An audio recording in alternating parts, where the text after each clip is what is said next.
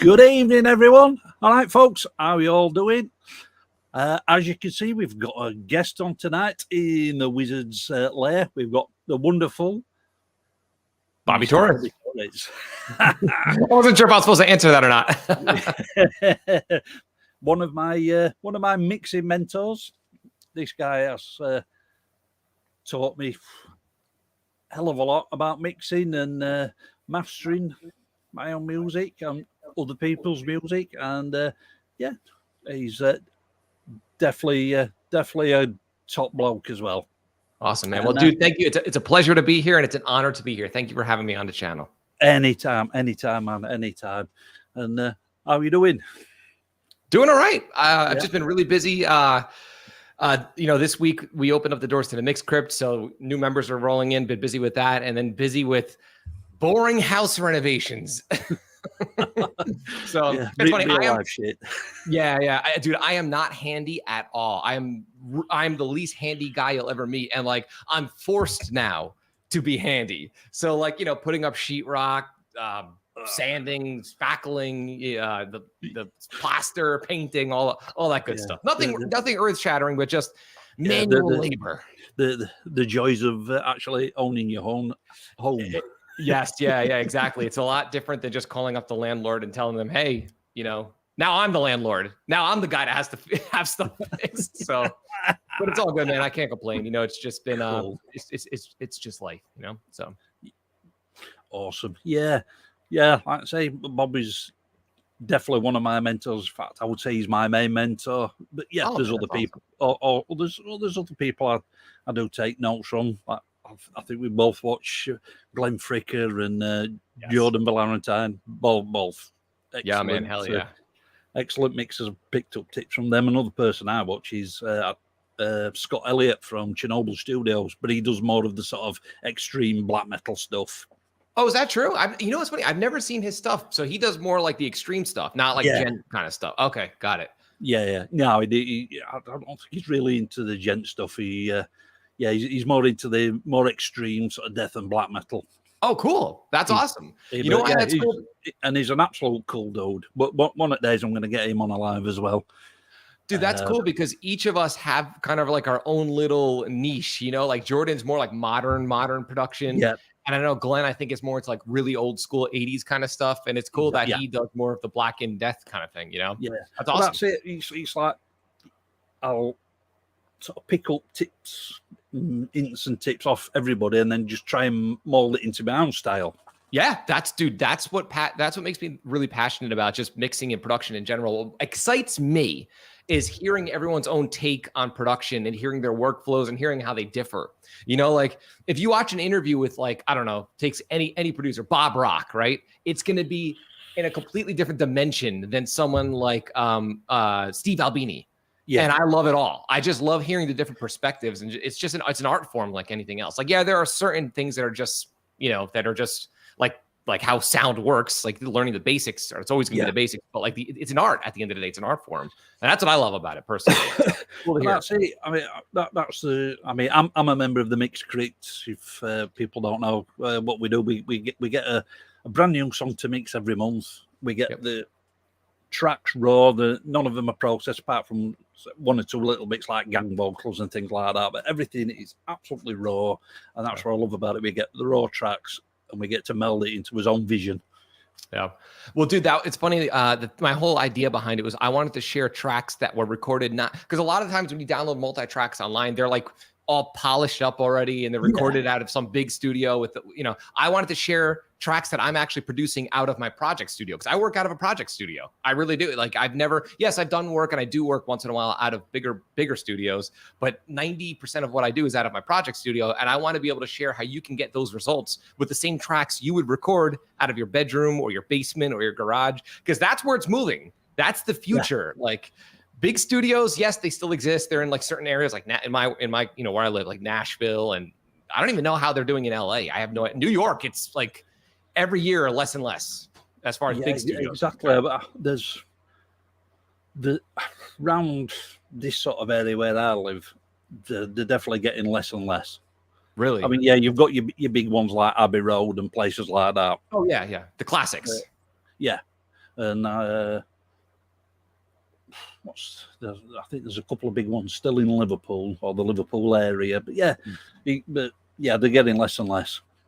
Yeah, and the other thing is that just for budgetary reasons, if you're in a band, right, unless you're like you have a major label budget, like it just makes more sense to record at home, or record in a way where you're not spending $1 million a day or whatever, $1,000 a day or $2,000 a day. It just makes more sense to record somewhere that's more economic, and again, that's my whole idea is I wanted to share what I do on my own and with my clients, those same files, so I could teach people how to achieve those exact results or their own version of those results on their own. So glad you dig it, man.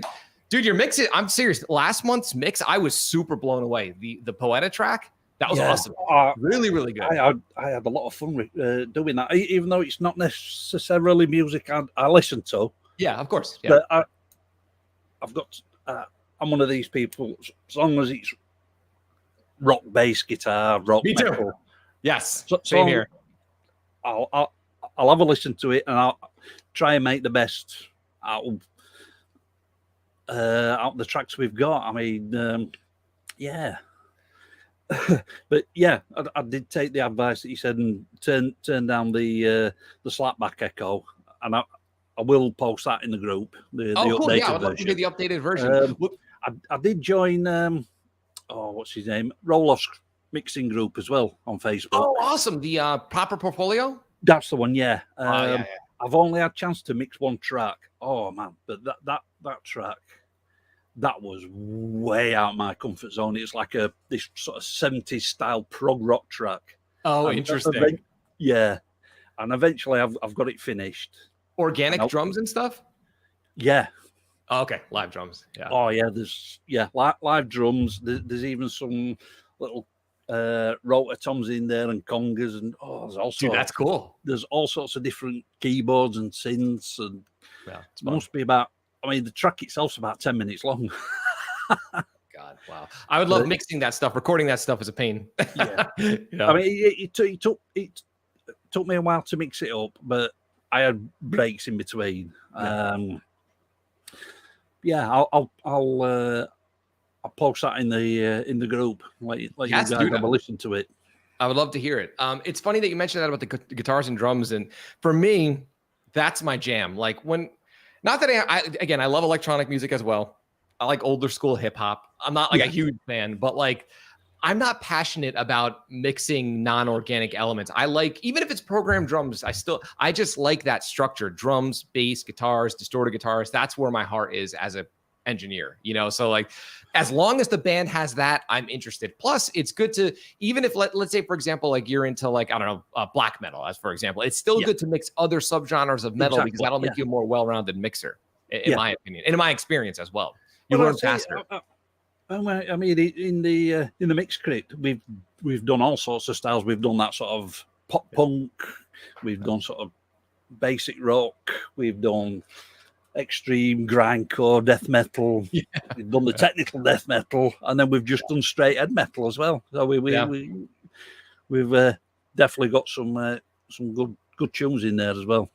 And it's cool too. It's funny, man. Like the pop punk thing, even though I didn't really grow up. I mean, it was around when I was a kid, but I wasn't like a huge pop punk fan. I never was like, hey, I never hated it. I was just kind of indifferent. But dude, working on pop punk for some reason, there's so many parallels to metal. You wouldn't think, but like the way that you process the drums, the way that you deal with the guitars, just the bass especially, it's very similar to metal. The production, the actual songs are different. The keys that, the tonalities and like the scales are obviously different, but that production, there's a lot of weird overlap between pop punk and metal. Exactly. You would never think, but it's, or pop punk. Yeah. Yeah. You wouldn't think, but it's true. If you're processing a distorted guitar, whether it's pop punk, metal. Yeah. I'm saying I never really got into the pop punk thing, but yeah, whatever. But yeah, that was quite a decent track. I enjoyed mixing that one up. The Poeta one, right? Yeah. Well, it's funny. They're a great band, and they have a lot of metal, like stylistically, the guitar player, and actually I think the whole band, they're all into really heavy stuff as well. So some of their songs have a lot of chugging and like double bass. Well, maybe not double bass, but a lot of like chunkier style metal riffs thrown in. That particular track is a lighter track that's in standard, but we've, you know, a lot of some of their songs are in standard tuning, and some of their songs I think are in drop A sharp. So they do have a lot of like chugga chugga chugga. And a dude can shred. The one guitar player can shred. So there's a lot of on that track, Stella. Yeah, you could tell with all the little sort of overdubs they did. Like, killer guitar player. Yeah, dude, they're a pleasure to work with as a producer because they come in prepared. Like, he's really tech savvy and he knows he does all the pre-production on his own. So I know the songs before I hear them. You know what I mean? Like, they'll send them to me and I'm like, okay, I have an idea of what the record is going to be like before we even step into the studio. Because they've already got the drums programmed. They already have everything. They have the skeleton more than they have the songs fully fleshed out. Maybe we'll be working on harmonies and things like that. But they're a great band, dude. They're awesome. Cool. Pop punk, but I think they're kind of like pop punk / indie rock / metal hardcore. It's weird. And they have some screaming too in certain tracks. It's a weird blend, but I think it's cool. Definitely interesting to mix some more of their stuff up. Yeah. Oh, we have. Yeah, I have a whole record that we're going to be doing over time. Yeah. You know, there's like 10 tracks. Cool. A lot of stuff in the works. Awesome. Yeah. So if anybody's got any questions for Bobby, pop them in the chat. Put them in capitals so my old eyes can see them. Yeah, I've got a question for you. Sure. I know you were a guitarist in many different bands. What made you want to go into the production side of things rather than stopping as a musician? Dude, that's such a great question. And it's a long answer. So gear up. So dude, it's funny. When I've been playing guitar since I was 10 years old, I've always wanted to be in a band. My dream was, like most of us, to be in a huge metal band. Yeah. You know, that's like always been my dream since I was a kid. And as a teenager, I had the band, you know, playing a lot of shows, early college, playing a lot of shows, local shows. In my area in the early 2000s, you know, when my high school, college years, like if you were in a local band, you couldn't have, it was really, really difficult to have a good, to purchase or buy studio time and end up getting a good result. So a lot of us, we would go to these studios that may have been known studios in my area that like big bands recorded out of, but you won't get the real producer. You'll get like the intern. Yeah. But you're still spending, you know, $100 an hour, $200 an hour. So a lot of us didn't have good sounding demos, and it would be expensive for a young kid to record at these places. So, and this is before everybody had a home studio. So in my area, there was this guy named Adam Horniak, to be specific. And I think he interned at like a big studio, and then he started recording out of his basement. He was a few years older than me, and he played in a local band that was big at the time called One Lump Sum. They were like a metal band. Dude, I remember hearing his work and I'm like, this literally sounds like something on Roadrunner Records. And like he was doing it in his parents' basement at the time. And this is like 2001. This is a long time ago. So I started working with him as far as like my band. Every local band would go to Adam. Like he probably put 5 studios out of business, you know, like, because why would we spend $2,000 a day for a piece of crap product when this guy is doing professional level work and he's charging us $20 an hour or whatever, $30, whatever. Either way, it just made sense. And also he was a cool guy. So I started working with him over years, and then I wasn't interested in production. I had zero interest. All I know is that I wanted my own music to sound right, or to sound good. Right. Little by little, I started thinking to myself, wow, this is cool. So he's giving us this like label quality production, and he doesn't have much equipment. He didn't have a DAW. He had like a digital, I think it was a Roland digital multi-track recorder that could record like 8 tracks at once. And I think you can mix 16. So he would record the drums, EQ them, bounce them down. So I ended up buying a similar mixer, a Zoom mixer. Again, I didn't have plans on recording bands. I didn't care. I just wanted to like experiment. And it was a passion of mine that slowly grew over time to the point where like I started recording my own band. I had no interest of working with other people, but people would hear the product on YouTube, on not YouTube, this is before YouTube, on MySpace. And they would say, "Oh, dude, MySpace. You remember MySpace, right?" Yeah. So again, I was slowly becoming interested in the just the process overall, but only for my own music. Yeah. And then people would ask who did it, and I would say, "Well, I did it." And they're like, "Well, can you record us?" I'm like, "Okay, I guess." And then it just snowballed.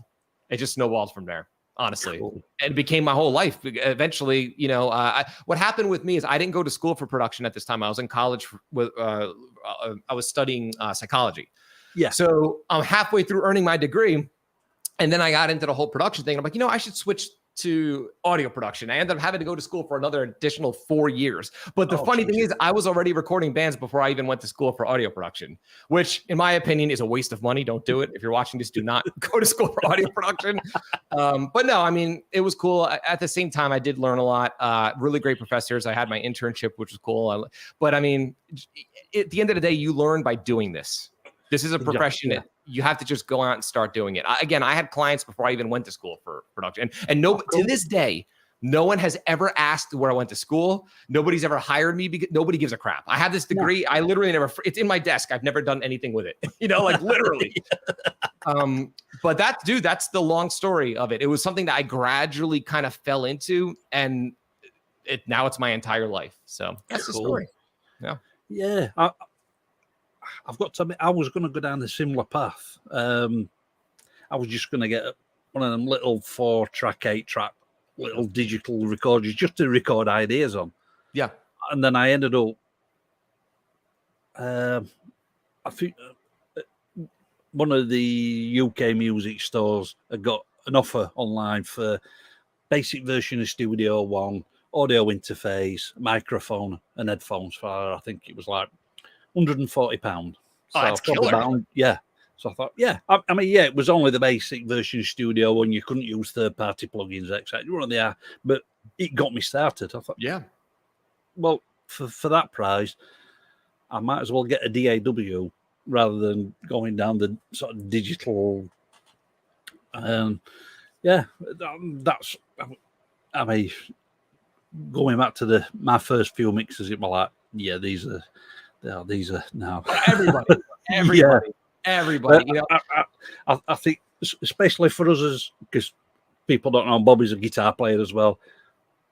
I think for the first few mixes, I've been mixing guitars first, then bass, then drums, and it's like, no, this is the guitars are too loud, blah blah blah, and it's until you start sort of watching people like Bobby, Glenn, Jordan, Warren, that your bass, you mix off the drums first. Get the drums and the bass in there first. That's your solid.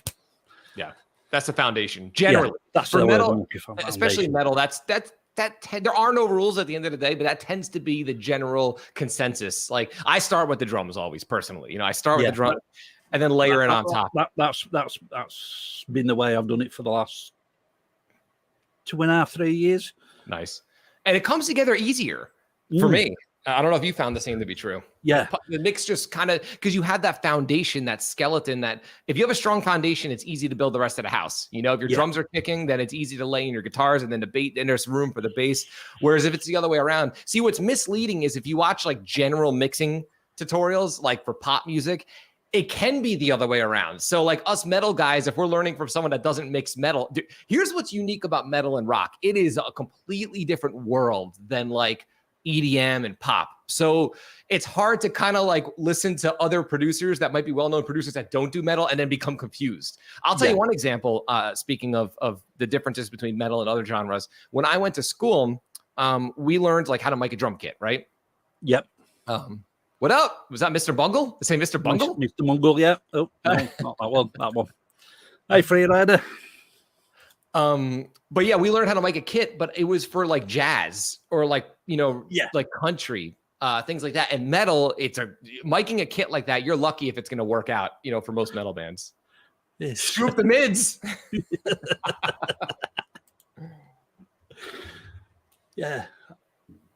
I'd say since I've got watching, especially your videos and Glenn's, and as we've got to know each other over the last, it must be nearly 3 years now. Yeah, that's crazy, man. Feels like yesterday. Yeah. Wow. Time flies when you're getting old. Dude, it is insane. Like every year I'm like, please let this year go by slower, and it's faster. Like I can't believe that it's already the fall. Or I'm like almost the fall, Like my girlfriend and I'm like, this year we got to go to the beach. Nope, didn't go to the beach. No. It's like summer is over, Well, guess what? In just over a month's time, it'll be my birthday stream again. Wow, dude. Yeah. I remember the 50th. Was that 2 years ago or 2 years ago? 2 years ago. I remember that like it was yesterday. I remember where you were sitting. I remember everything behind. Wow, that's crazy, dude. That's crazy. Well, happy birthday early. Happy early birthday. Cheers, bud. And if you want to come on, you're more than welcome to come on to that as well. Definitely. Awesome. Totally. That was a good time last time. Yeah. Yeah, I can see that one being another messy stream. Yeah. Hey, it's all good fun. Hey, I'll have a few beers. It's funny because last year, as like an experiment, I didn't drink a drop of alcohol from December 2020 to December 2021, not a drop of alcohol. So this time around, I'm gonna have a few beers with you guys. Awesome. Yeah, I mean, I like to have a drink on stream. I like to have one or two on stream. It's fun. Exactly. At one point, I'm not going to go into the circumstances, but yeah, we ended up going down a bit of a spiral of drinking, and we've cut certain people out, and yeah, the drinking's gone down a hell of a lot, and it's really? Oh, good. Yeah, good. Yeah, with me is I've never really been a huge drinker personally, but when I was doing live sound before the whole pandemic happened, I started really, really liking Budweiser a lot. Like you wouldn't think, right? Like Budweiser, what the hell? But I was getting it for either free or cheap when I was doing sound, and I just developed like a taste for it, and it became like 2 Budweisers. Then it was like 3 Budweiser. Then it was like 4. And I'm like, yo, I'm drinking a lot of Budweisers every week. Yeah. And then I went through my phases of like, all right, I'm going to cut this out for a while. And now it's like, dude, it's crazy. After that year of not drinking at all, like I can't even have more than 1 or 2 beers. I'm like completely fucking shit faced, you know? I just cannot, like my tolerance is gone. So, oh man. Oh man. You would have been gone after one, well, even after half a beer. Yeah. One of the beers I had for my birthday last year was 18%. Oh, I would have been dead. I would have died. I would have died immediately. That's cool though. Yeah. It tasted nice though, but which is unusual for a strong beer. Yes, that's the whole thing. Yeah, because I'm not a big hard liquor guy. So like a lot of those higher alcohol content beers, like it gives me a headache immediately. Like it runs in my family. Like on my father's side of the family, a lot of us get headaches if we drink too much. And like when I have higher alcohol beer, usually, or any hard, like if after a few shots, I get an immediate headache. It's just a genetic thing, I guess. So I have to drink. Yeah, we will, because me and my dad at the same. We never get headaches from drinking, and neither of us have had a hangover ever. Are you serious? Serious. No matter how much I've drunk and mixed my drinks, going from beer to spirits back to beer, never get one. Wow, that's amazing, man. I've had endless hangovers. You know, I'm like a hangover man. Give me 3 beers and I have a hangover now. Forget about it, you know. But you know what's weird for me with hangovers? A lot of it is he says I never get drunk and I never lie. I've got one word for you, Peter. Bollocks. Yeah. What's weird with me is when I get a hangover, I get an automatic sinus thing. So you wouldn't think it would be related, but I don't know if it dries out my sinus cavity. So, and sinus pain sucks. So that's what prevents me from wanting to be hungover, you know? And it's gotten worse as I've gotten older, I've noticed. Yeah, because I suffer a lot with hay fever and sinuses. Oh. Dude, it's the worst. Dude. Some people, you know, wow, 4-day hangover. Well, that's one thing. As you get older, the hangovers definitely last longer. That's for sure. Yeah, he's getting old like me. He's Peter. Do I know Peter? Was he on your birthday stream? Did he come?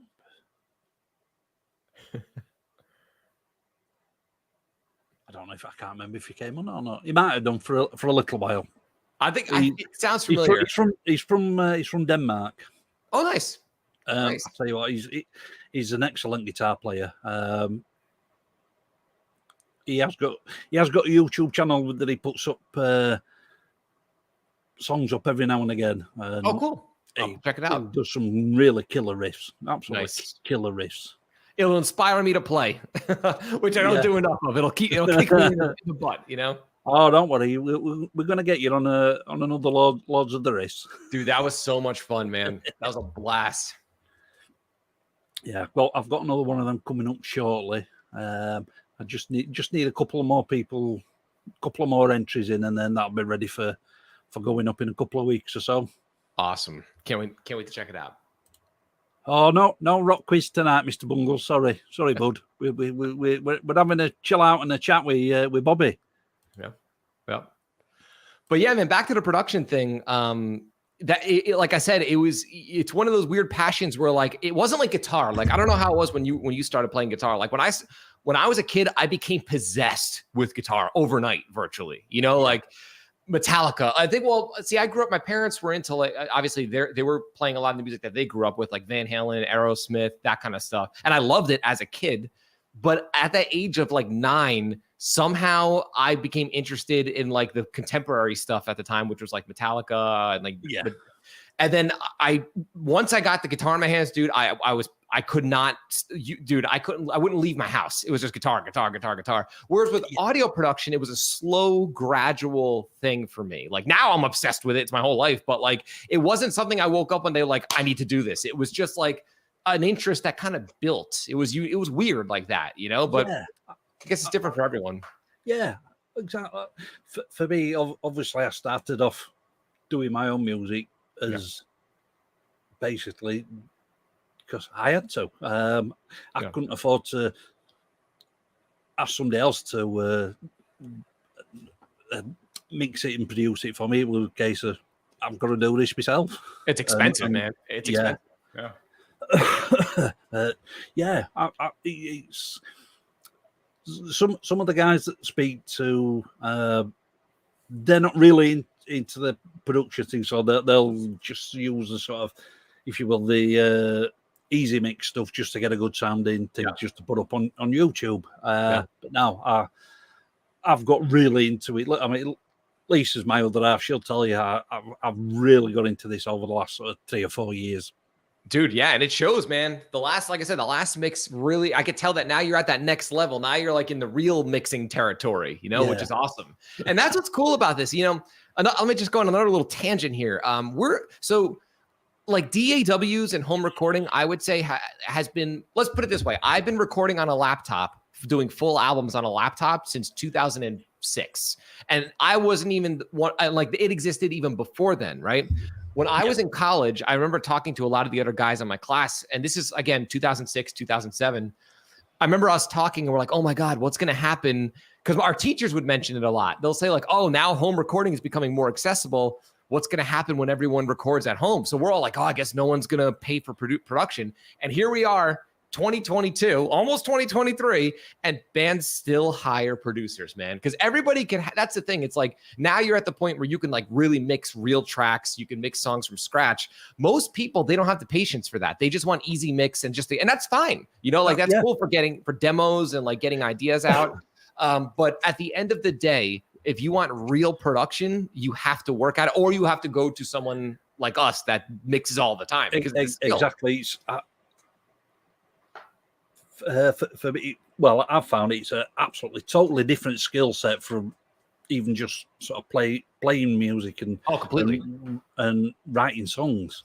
Completely different, dude.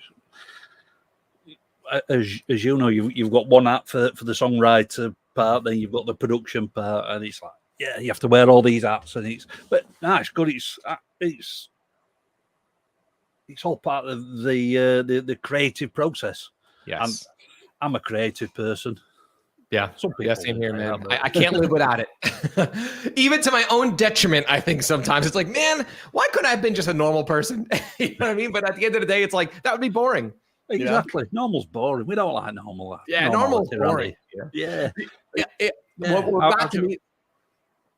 It's like you say, there's plenty of people have got, I mean, most of the people that are in the chat have got DAWs and able to record at home, but they don't want to do the mixing part. Oh, yeah. They're happy to say, right, here's these tracks, mix them for me. And dude, let me just tell you this. As a producer, I prefer to work with bands that record at home and know how to do that because they come in more prepared. Like that band that we were just talking about, Poeta, and a bunch of bands I work with that are, I'm doing the new, there's a band called Tombs that I work with. That's like, they're kind of like an old school, I guess you can call them God, I don't even know what you would call them. I wouldn't call them black metal because they have other elements like slam stuff thrown in there. Yeah. They're a touring act that they're like a legit band, but like all those guys have DAWs. They all do pre-production. They all like know their parts. Every single guy in that band has a DAW and records it, and I love it. It makes my job so much easier. They send me the Pro Tool sessions. I could see where they're going with the songs. Like, cool. What's interesting is that I don't know what it is, man. And I've talked about this in the crypt a lot. What I've been noticing, and this is really, maybe it's just where I live, maybe it's my part of the country. A lot of the younger kids that I work with now that are like 20, like let's say 19, 20, 21, dude, they're like not using computers for production. So like, in other words, like I work with a few different bands that are more old school. So they're younger than me, but they play music that's like older, if that makes sense. So they're playing like Judas Priest, Ozzy, like older school stuff. And like, they don't mess with any of the production stuff. They only jam in a room, kind of like people used to. And I find that fascinating because I remember in 2010, 2011, 2012, 2013, 2014, it almost got to the point where like every single band, like there was a guy that wanted to be a producer in the band. It got to that level. And now it's going backwards, at least by me. A lot of these kids, they have no interest in learning how to edit, no interest in like programming. So it's weird, dude. I don't know what it is. Yeah. I mean, honestly, I kind of prefer working with people that, like you were saying, that do their own demos and stuff because it just makes my job easier, you know? Yeah, exactly. I mean, there's a kid I speak to, I think he's 21, 22. Yeah. And he's the same. He's really into that old school thrash metal, that sort of overkill. Yeah. The weird. That it's sort cool. of 80s thrash metal. Yeah, he's really into that old school sound. It's so weird, dude. It's so interesting to me because, like, I don't know, how are they finding this? I guess YouTube or Spotify, you know, like it almost feels it's odd, man. Like there's a few people I've worked with that, again, like 15, almost 20 years younger than I am. And they're listening to music that's like guys that were, you know, it's hard. It's a mind. It kind of messes with me a little because like I'm so used to they're listening to the music that I grew up with. Yes, literally, or even maybe even a little older. Like some of these guys, like some of the rock bands that I've been in talks with that have like been interested in the studio. There's one that they're straight up Led Zeppelin, like straight up like old school, kind of like, I don't know what you would call them. They're just 70s rock. And they're like 25 years old. Like you could tell they have no interest in whatever the hell is going. Well, rock really isn't popular now, but they don't sound like Periphery. Let's just put it that way. You know what I mean? Like it's just Marshall Stacks. And again, another band, I don't think they don't look at their social media. I don't see them doing any pre-production or like TikTok kind of stuff. It's all just seems very old school. Cool. Yeah. Which is cool, I guess, in a way. Yeah, exactly. It's like a lot of things in life. He goes in circles. Yeah. The thing that fascinates me, though, is the technology end of it. It fascinates me that the technology is now available to everybody. And it almost seems like there's a huge, bigger and bigger percentage, at least in my life and in my experience, that are less and less interested in it, you know, at least in rock. Obviously, there's hip hop, EDM, there's all kinds of different music out there, but I do metal and rock. That's my what I'm known for. But like, there's a shift. There's definitely a shift, at least in the local scene by me. So maybe I'm just in a weird part of the world. I don't know. You know? Yeah. One day when we get over to the States, I'm definitely going to come and visit your studio. Dude, that'd be awesome. Yeah. Definitely want to come over. I'll tell you one thing. One of my plans, I'll let you know before I haven't told anyone, when things really get back to normal, which they're pretty much almost back to normal by me. I don't know how they are about you. Yeah. Same, you know, I would love to have like a Frightbox Mixed Crypt actual like workshop live, like in person. So that's a plan. I don't know if I'm going to do it by me or if we'll figure something out, but that's definitely something I would love to do one day in the not too distant future. So that's on the chopping block where we do, you know, like we do an entire, you know, song or two with a band in persons. Like, you know, we're all there. We get to witness the whole thing. And that's like my dream. That's what I can't wait to do. So we'll see. We'll see how it goes. When it'll happen, I don't know, but I don't want it to be too far from now. And in the nearish future, we'll see. Put me in your suitcase, Lee. Yeah. I've definitely got into more of the production side, especially over the last 2 years. Yeah. And I'm really enjoying it. It's definitely added another string to the bow. Oh, totally, man. Oh, dude, it's an invaluable skill set to have. Plus, it frees you to create great product of your own music, and if you want to work with other people as well. So it's a great skill set to have, especially if you have the love for it. Because again, not everybody has the interest, or a lot of people think they have the interest, and then when they realize the work that it entails, they lose interest. But no, man, I love it, dude. It's something that I couldn't even imagine my life without. As a musician, like I'm spoiled now. Like I couldn't imagine like having to like have somebody record me or something. It's just weird, you know. Although that actually sounds kind of fun and less work. But you know what I mean.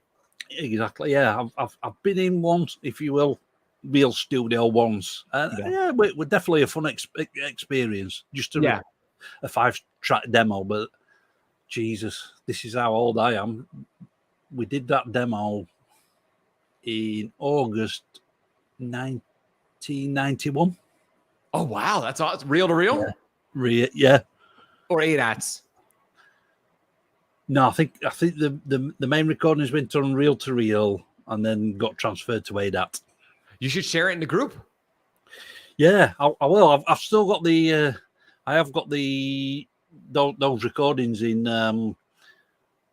on the PC somewhere in MP3 format. So yeah, I'll share them. I was a little bit disappointed in the mix, but it's hard, man. At the time, I thought, and I still do.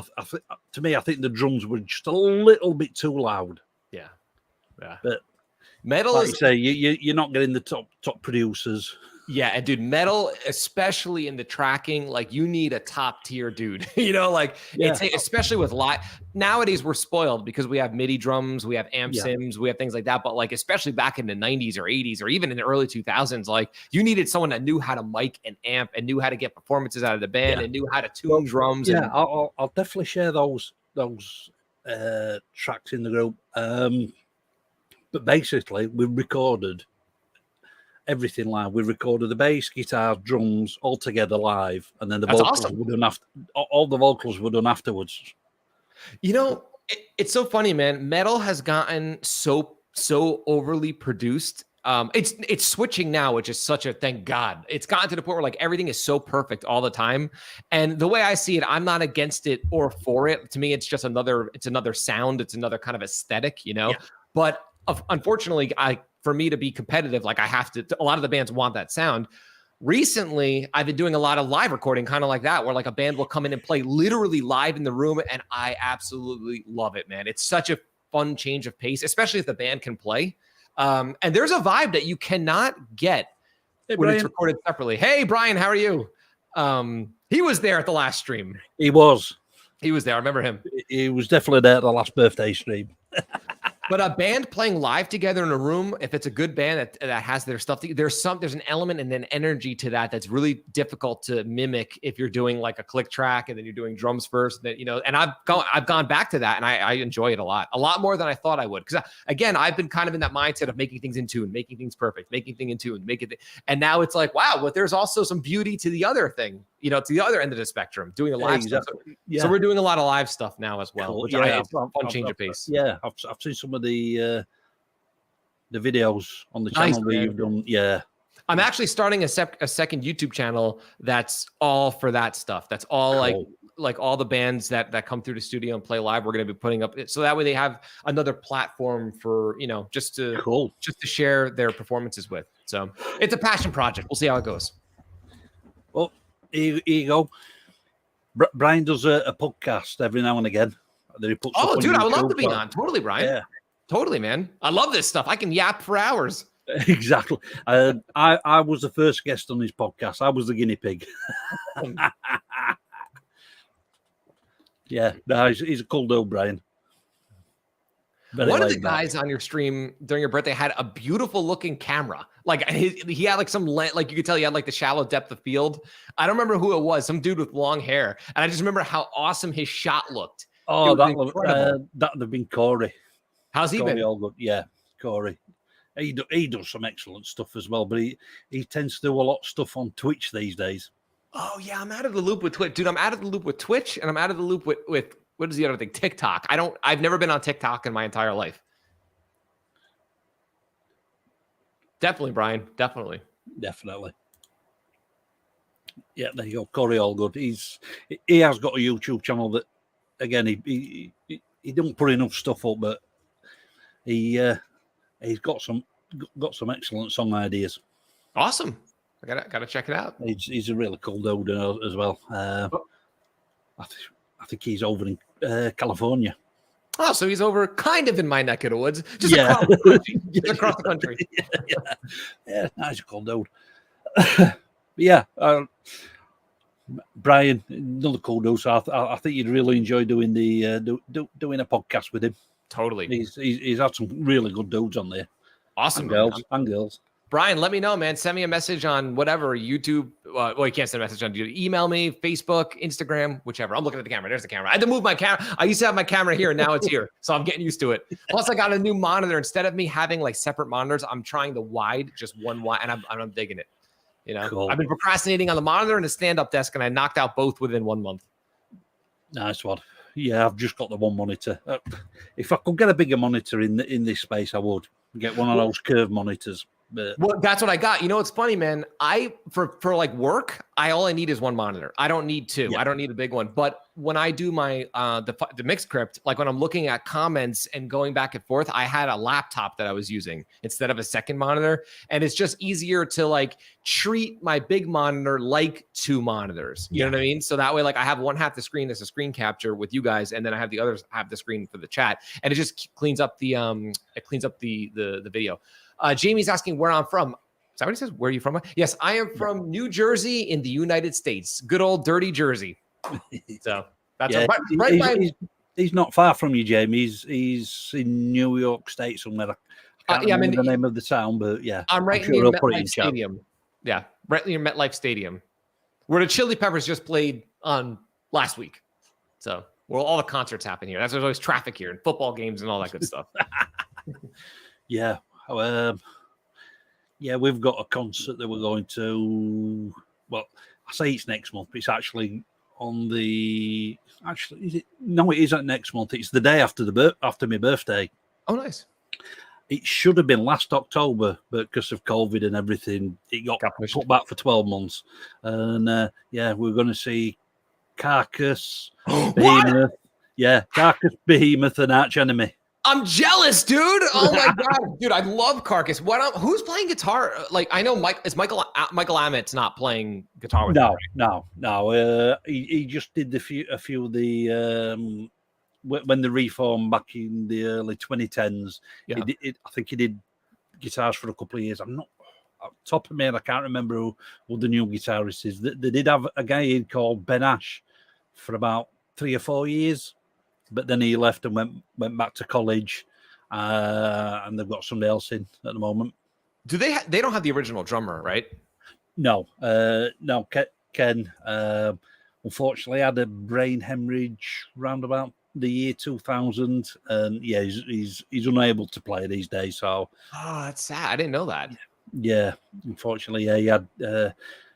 He's still around. He's still alive, and. Yeah, he's just not got the mobility these days, or the cognitive mobility to do it. That sucks. So you're a Carcass fan? Oh, absolute huge Carcass fan. What's your favorite? Since the early days, since Reek of Putrefaction, the first album. Wow. What's your favorite? Yeah. What's your favorite one? I would say Heartworks, my favorite album. Okay. All right. We're on the same page because, dude, you get these guys and it's like, I swear they're like, oh no, Heartwork they sold out. And I'm like, are you just saying that to say that? Like that's one of the most amazing metal records, in my opinion, of all time. And it's like, I get it. Yes. It's more melodic. It's a little more structured. It's a little more, but dude, those songs are phenomenal, man. Like that was one of my biggest influences, that album. I even like Swan Song a little. I know that's crazy. But I even like Swan Song a little. Yeah. I like Carcass's load equivalent. Yeah, he just said Swan Song. Dude, I love it. I mean, I'm roughly the same age as the guys in Carcass. I think I might be a year or two younger than them. But yeah, I grew up with Carcass and sort of evolved with them, if you will. Yeah, that's cool, man. No, I love Carcass. I even love At the Gates. Now, I know more of the Carcass vocabulary or catalog than At the Gates, but I mean, it's Slaughter to Soul is like the go-to. But yeah, man, pretty decent Carcass fan here. I have Surgical Steel. I thought was really good. I didn't. Is there a record after Surgical Steel? The just released. I think they're either just released one or they're about to release it. But Andy Sneap didn't mix it, right? No, I don't think he did. Damn. No, I don't think he did this one now. Yeah, I think the Surgical Steel, if I'm not mistaken, I think Colin Richardson produced it and then Andy Sneap mixed it, which is an amazing combination. In my opinion, you know, I thought the album had cool tunes on it. That Butcher's Apron, Master Butcher's Apron, that's a good track. It sounds like Carcass. To me, it sounds kind of like a cross between I guess Heartwork and like their earlier stuff, kind of sort of in between around. Yeah. There. It's Heartwork-esque, but I think it's great. It's good. Bill Steer's a great guitar player. Because I've seen a couple of interviews with Jeff Walker and Bill Steer. I mean, Bill Steer is one of my favorite guitar players. Oh, he's amazing. He, outside of the sort of death metal community, I think he's really underrated. Totally. And he looks cool as hell. I like his aesthetic, like the bell bottoms and shit, you know, he looks cool. He looks 70s. Well, in fact, when Carcass originally split up, he did a 70s style rock band. I remember that. Yeah, I remember that. Firebird, and I've got one of their albums, and I'll tell you, it's ripping. Awesome. He's just a great musician. You can just tell he's got it. He's just got he's got the goods. Whatever he plays, I'm sure has that melodic sensibility to it. You know? And even on a couple of tracks, he plays harmonica. Wow. So does he sing too? Firebird, he did. He did do a little bit of vocals in Carcass, but after Artwork, from Artwork onwards, it were all Jeff Walker doing the vocals. Oh, okay, got it. Yeah, like I said, it was about. I think it was once they sort of finished doing the reunion circuit with Mike Hammett. They got these riffs together, and both the guys have said, Jeff and Bill have said, all right, let's get together, see if we can jam these riffs out. If it don't sound like Carcass, that's it. We'll leave it there. Yeah. And then out comes Surgical Steel. That's awesome, man. It's got to be so crazy to have such a big part of your life like that. Then you're out of it for so long, and then to get back with those guys and see what you could do. Then that's cool. But hey, man, I think they did a good job. I think Surgical Steel is a great record. Death, I like Death. Choke were another brilliant songwriter and guitar player. I like Death, but I can say I'm more adjacent to Death. I like a lot of my older friends that I hung out with in the 90s really liked Death a lot. And I like them, like obviously Symbolic is a classic record, but I never got full. They're one of those bands like I kind of missed the boat. Sort of like Alice in Chains. I kind of always missed the boat on Alice in Chains. Yeah. Yeah, it's interesting. But no, Death is great. Yeah, Chuck's a great guitar player. Alice in Chains. No, I mean Jerry Cantrell, another oh yeah, good songwriter and guitar player. 100%. Like you said, they came out at the same time as the grunge band, so they got lumped in with grunge, even though they didn't class themselves as grunge. They were just a rock band. Exactly. So even Soundgarden. Well, it's funny. All of the actual big, like the classic grunge bands, didn't even consider themselves grunge. You had like Soundgarden, Pearl Jam, Alice in Chains, Nirvana. They all, from what I remember reading back then, it's like they all hated that term grunge. Yeah. Because like they were just this new thing that was happening. Because you know what? It's funny. I was talking, one of my this girl that works at the studio. We always talk about this because she's younger. She's like in her 20s, but she loves 80s rock. So we're talking like Journey, Queensryche. She loves that stuff. She doesn't like anything new at all. Only old stuff. I mean, Mr. John Cinder here. He's got really into King Diamond recently. Oh, nice. There you go. Merciful Fate also, or King Diamond. Yeah, like that whole, again, I had a friend that loved King Diamond and Merciful Fate. But I did never like listen to it on my own, but good stuff. But anyway, I was telling her like in the 90s, like when grunge came out, it changed everything like overnight. Like hair metal was done like in like 2 months. Like it was like Poison was huge and then overnight they're done, have we seen anything like that since then? I don't think so. No. To me, no, not since then. It were, to me, and a lot of them influences, a lot of them bands were influenced by punk, and it was to me, it was definitely the same sort of feeling as punk. It's sort of like, bosh, there we go, 2 years dead. Yeah, it's so crazy, man. Like, but like in the past 15 years, I don't remember anything ever. It's weird. Like in metal, gent became like a lot of the younger guys really got like the gent thing blew up, right? Now I loved Meshuggah, but like I never got into gent because to me, again, I respect the musicianship, I respect all of it, but like to me, it's Meshuggah, but just not as good as Meshuggah. I never understood like. And yeah, I'm saying I never really got it into the gent thing, and I'm not saying any of them bands are good, bad, or indifferent, or the musicianship. Yeah, all brilliant musicians. You can tell that with the way that they're playing. Yeah. But everybody, all the gent bands or so-called gent bands, they all just sound like carbon copies of Meshuggah. Yes, indistinguishable, dude. I couldn't tell you the difference between most of them, you know. But that the weird thing is like it's died down, but like gent didn't like blow up and then die immediately. It's kind of like blew up and it's just lingering, but it's like a slow death, like a really, like it still exists, but it's just, we haven't experienced, at least in my memory, anything like when grunge killed the 80s, you know, like grunge pretty much, that was it. Like when grunge came out, everything changed, but like we've never seen anything like that. No. Maybe, you know, you had new metal and then Kill Switch and all of those metalcore bands kind of killed new metal overnight, sort of. But even that wasn't as extreme as grunge and like the 80s. No,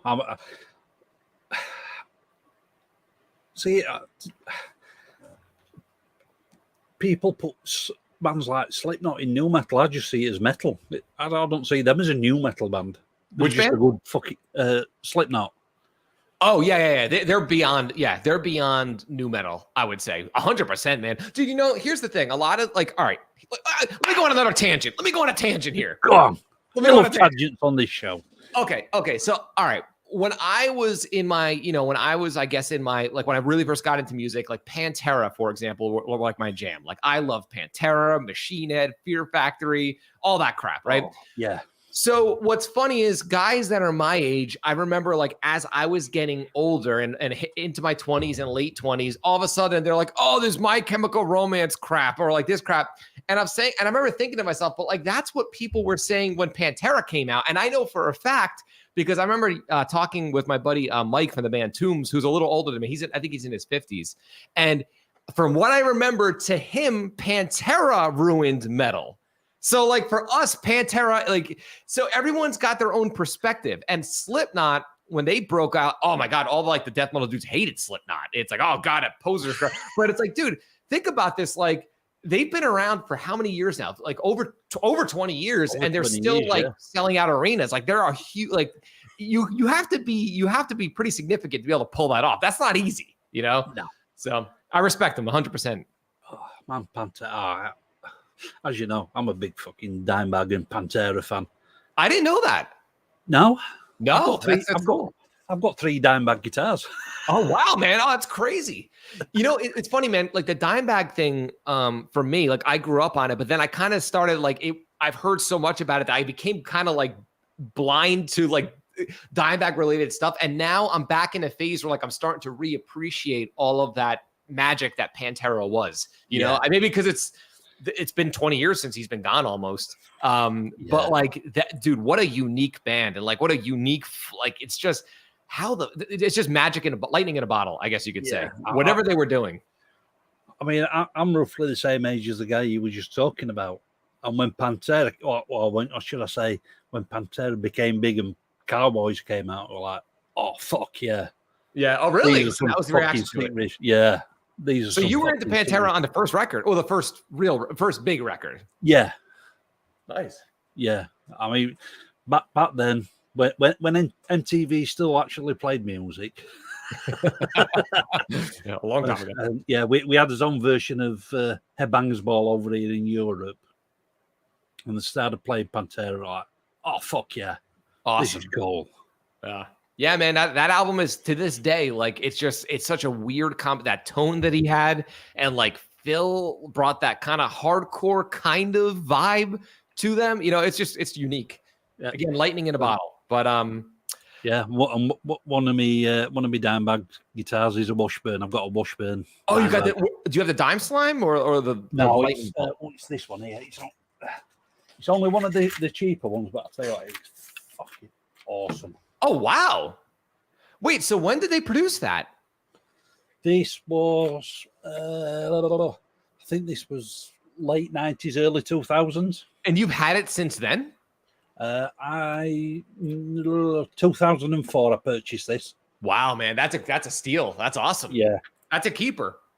Oh, it is. That's the oldest guitar in the collection I've got at the moment, and it's not going anywhere. I always loved the guitars he came up with Washburn. I thought they were just so sick. You know, like he went back to Dean at the end, but I don't think he ever got to fully flesh out like the ideas he probably had when he went back to Dean. You know. Oh, yeah, no, unfortunately. Yeah, I've got that one. I've got the Dean from Hell, and I've got one of the Razorbacks as well. I think was the Razor. Oh, no. I actually owned one dime bag guitar when I was a kid because I used to work in a music store. It was called the Culprit.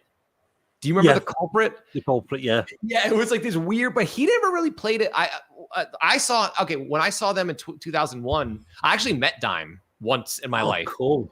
Yeah, dude, it was I'll tell you the story in a second, but at that show, he used the Culprit, I think, for Primal Concrete Sledge. I think he only used it for one song, but it was a weird guitar. It wasn't like his normal guitar. It was kind of like it was a can opener looking thing, but it was cool.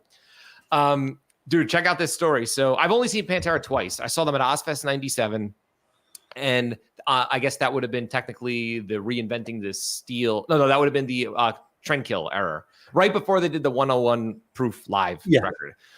But again, it was Ozfest. They only had like a 45-minute set, and it was outdoors. It wasn't really like a real Pantera show. And then I got to see them. I'm so grateful I got to see this show. It was 2001. I think it was like the spring of 2001 at Hammerstein in New York. And dude, so, you know, it's me and my friends and my sister, and I was a kid at the time. I was only like 16 and my sister was like 14. So we like took a bus into the city to see Pantera, and it was fucking awesome. They were so good. And what happened was we all left the venue. Oh, no. Okay. So my sister ends up getting like the crap kicked out of her in the pit, and she somehow got a backstage pass to meet them. Right. Cool. So I'm a kid at the time. I'm in high school. And so we get out, the show ends. We're outside of the venue, and it's a group of like, I don't know, 10 of us. Right. And we're like, well, we got to get home before we miss the bus. And my sister's like, I don't care. I'm going to meet Pantera. I'm like, well, what are we going to do? We can't leave you here. And she just walks back into the venue without us. So I'm talking to the guys, and I'm like, guys, I don't know what to do. I can't leave without my sister. Like, can you wait here for a second and let me see if I can at least get her? Dude, I swear to God, I go back into the venue and there's no security, nothing. So I walk in. I didn't see, like, there was like the janitors like cleaning up the crap like on the floor, right? Yeah. They're breaking the stage down. I don't remember exactly how, but I somehow walked down the stairs. She was there, and I got to hang out. Dimebag was there. Phil wasn't there though. It was Dime, Vinny, and Rex. And dude, I'm telling you, Dimebag was exactly as everyone described him. I remember talking to him we were talking about how nobody solos anymore at the time. I remember I'm like, how come no one solos? He's like, I don't know, man. No one could solo anymore. And we were just BSing back and forth. And he was like talking about he was like on this Morbid Angel kick. So he was telling me about how much he loves Morbid Angel. And we were talking about that. But he was cool, man. It was so cool just to finally, after all those years of listening to Pantera, to actually meet them. Awesome. And Vinny Paul, I remember, is just like, oh, are you Australian? And I'm like, no. He's like, oh, I thought I heard you pushing an Australian accent. I'm like, I just heard someone else talking. It wasn't me. So yeah, that's my little Pantera story there for you. Yeah, I've never had a chance to meet them, but I did get to see them 3 times. I got to see them on one of the first UK tours that they did. They were supporting Megadeth. Oh wow, man! On Cowboys or Vulgar? I think it were on Vulgar. Yeah, we were on Vulgar, and they absolutely blew Megadeth off the stage. Oh, really? I'm not surprised because they were that was them in their prime, dude. Yeah. Oh my God. And then got to see them 94, 95 at Monsters of Rock at Donington. The old Monsters of Rock, what is now Download. How was it at that time? How were they on that show? Oh, fucking phenomenal. Really? Yeah. And then I saw them on the Ozfest the year after you, in '98. They did Ozfest '98. Yeah, Ozfest '98 in UK. Oh wow, that were on that Ozfest. They had 2 stages. I think Black Label opened up on the second stage. Cold Chamber. Then on the main stage you got Soulfly, Fear Factory, Pantera. Ozzy did a 45-minute set, and then Sabbath came on in '98. '98, yeah. That's interesting because I remember at '97 on the main stage you had Sabbath headline, but Bill Ward wasn't playing drums at that show for some reason. It was Sabbath. I think round about that time he was still having heart problems. Oh, is that what it was? Yeah. Oh wow. So yeah, because it was Sabbath without Bill, but then Ozzy played before Sabbath, and I don't even think Pantera. I think Pantera went on before Typo Negative, and Marilyn Manson played, and Fear Factory played on the main stage. But it was weird. The second stage at that Ozfest was in the middle of the floor of the stadium. It was really odd. All of the Ozfests after that, by where I lived, they did it at PNC Banks Arts Center, and they had a completely separate stage, and it was a better setup at the other ones. But yeah, man, that was. What a dude! I wish I could go back in time and relive some of those shows, man. That's killer. You know, think about that, like Ozzy, Sabbath, Pantera, Fear Factory on one. God, that's another band I've seen a million times. Is Fear Factory? I've seen them at least 10 times. I've seen Fear Factory twice. Once was on that Ozfest, and the first time was on the first UK tour that they did for Soul of a New Machine. Yeah, damn, dude. And the band that they toured with was Brutal Truth. I don't know them. They're a New York grindcore band. Oh, really? You know Dan Lilker from Anthrax fame? No, I didn't know. Never heard of Brutal Truth. They're out of my circle. Yeah, the very, very, very brutal grindcore. Oh, nice. Sort of, are they still around? Sort of no, I think they've disbanded now. Uh-huh. Or they might do odd shows here and there. I mean, those guys are all in the late 50s and trying to play grindcore. I think it's yeah, 91. I think that was Fear Factory and Brutal Truth. Dude, yeah. Go check Brutal Truth out, especially the first. Well, all their albums are pretty good. But the first album, Extreme Conditions Demand Extreme Responses. Gotta check it out. You check that one out. They might become my new favorite band. You never know. I'm kind of rediscovering a lot of stuff that obviously I'm like that with movies. Like I go back and watch a lot of like movies. I'm like, how have I never seen this horror movie? You know, like that's what's great. There's so much great stuff from the past that like I can never run out of stuff. So even if new stuff sucks, at least there's a never-ending supply. Oh yeah, tell me about it. I mean, we bought. This is how old school we are. We still buy CDs and DVDs. Oh, that's awesome, man, dude. Well, you know, but yeah, a few weeks back we bought Full Metal Jacket on DVD. Awesome.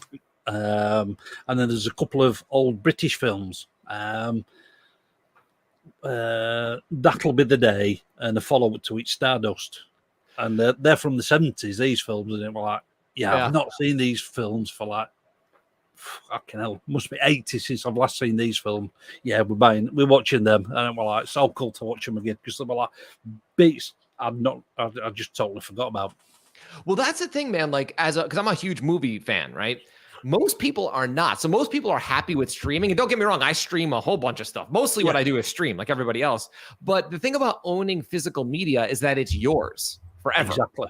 And not only that, but like DVDs, for example, like the special features, the commentary, like I love that stuff. And the only way to get that really is to own the material, to own the actual physical product. So I think, and it's actually kind of, I was watching I watch a lot of different YouTube channels on guys that collect physical media. Yeah. And a lot of the numbers as far as physical media have been kind of in the incline, like have actually been increasing because of the stuff with streaming services. 1 second they have it and then it's gone. You know what I mean? Like I go to watch a movie, I'm like, I'm like, so like I might as well just buy it. You know? Yeah.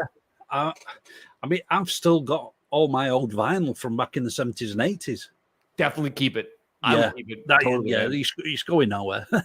There's something about it that's just, it's a different experience. That's just, it's like, well, think about it. Like the movie theaters, they're still movie theaters, and like anybody could stream most new movies. You can stream it on streaming like a week later or whatever it is, and people still go to the theater because it's a completely different experience. You're just watching the movie. You're in that environment. Same thing with listening to vinyl. It's like you take it out of the package, you listen to it. You're usually listening on a nice stereo. It's completely different than streaming crap on your phone. You know, like. So yeah, dude, I love physical stuff. I mean, look at me, I'm nuts. I have VHS tapes. So like, to me, you know what's funny, dude? Let me go on. I'm gonna go on another little side tangent. So wait, Halloween is like the original Halloween is one of my favorite movies of all time because it's one of the first horror films I watched when I was like 6 years old. So through the years, obviously, you know, I went through a phase where I'm not watching VHS tapes, but I remember I started in the late 2000s, like 2010, 11. I started playing horror films at the studio on VHS. And I remember I brought Halloween just for fun for the bands to watch. And I remember watching it. I'm like, yo, this is scarier on VHS. I'm like, I forgot how scary this movie actually was. Because at that time I was watching it like in HD. I was watching it like on a big, but when you see it in that format, it's a different vibe. It's same thing with vinyl. Like you hear this, the crack, like it's just different, man. I don't know. For me, it's a different experience. And like, you can't replace that with streaming. It's just a whole different ball game. Yeah, that's it. Music is analog. Yeah, exactly. Yeah, in its purest form. Yeah, 100%. And it's dude. Like that's why, you know, when we plus I think when you have something that's tangible psychologically, it's a different thing than something that's just like on your computer that you click on and you're streaming and you go to the next thing and the next thing. The other thing that sucks about streaming is that I always flip through stuff. Whereas when I used to go to a video store, I would like be more intentional with what I was picking up. It's like, oh, that looks cool. And then you'll actually watch it. With streaming, you know how many things there's so many things I've started. Oh. Yeah, I remember. I definitely remember the days of going to a video store. Oh yeah, we got to watch this, man. Dude, I miss it. Like I'm actually, you know, one of my plans is with my basement. When we finish the basement, I'm going to have a miniature. This is nothing original. There are a lot of crazy guys like me that have done this, where I'm going to set up a mini video store in my basement, like old school. Like I want to go all out with the old computer. I want to have like the counter. I want to do the whole jam. That's how much I miss mom and pop video stores. Oh, you know the guy I was telling you about that's in his early 20s that's into the old school thrash, overkill and that. Yeah. This is the guy. Definitely. Oh, nice. Yeah, I've seen his logo before. He's a cool dude.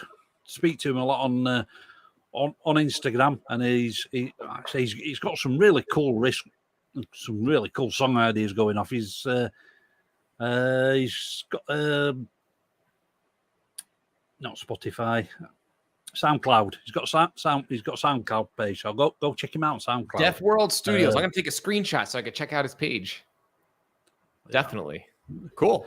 I'm trying to get him into doing a few things on YouTube, but it's just getting to push him over the edge. Dude, it took me forever to even work up the courage to do YouTube, because I'm the kind of guy, like I didn't even have social media until like 5 years ago. Like I had Facebook, but like I didn't use it. You know, I was always resistant. So now to be on YouTube, it's like the complete opposite. You know, and it's still to this day, like it's still I'm like, man, I got to get it. It's just weird, you know. So, but once you get used to it, it becomes like anything else. That's it. Yeah, I mean, oh man, it took me at least 6 months to get comfortable just sitting in front of a camera and speaking into a camera. I don't know how you are, but with me, I love doing lives. Lives feel more natural to me, like this. Like I'm speaking to you as if we're hanging out, right? Like even when we're in the mix script, I love communicating with people.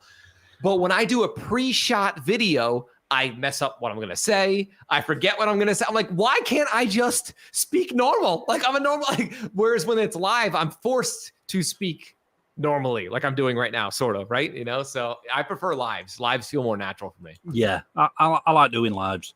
You get to, especially when you've got a guest on, you've got somebody to interact with, you've got the chat to interact with. Yes, I love it.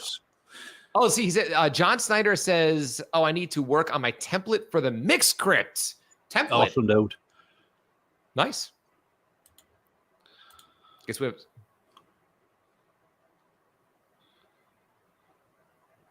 working class America, dude. I feel you, man.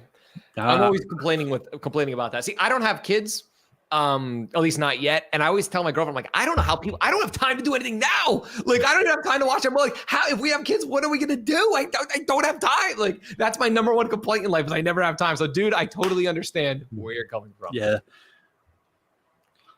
There you go. There you go. See, I told you he likes overkill. It's awesome. Yeah, man. Nah, he's a good kid.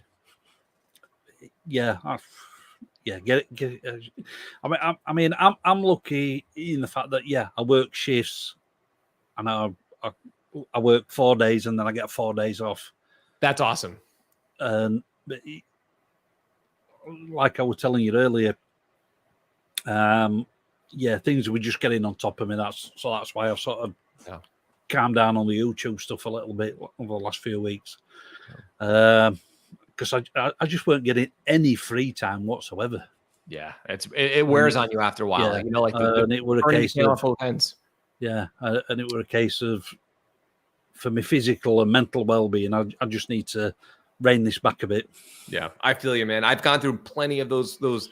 I'm going through one now where it's like, oh my God, when this house thing is done, I'm gonna take like 2 weeks to just like stare at the ceiling, and just relax.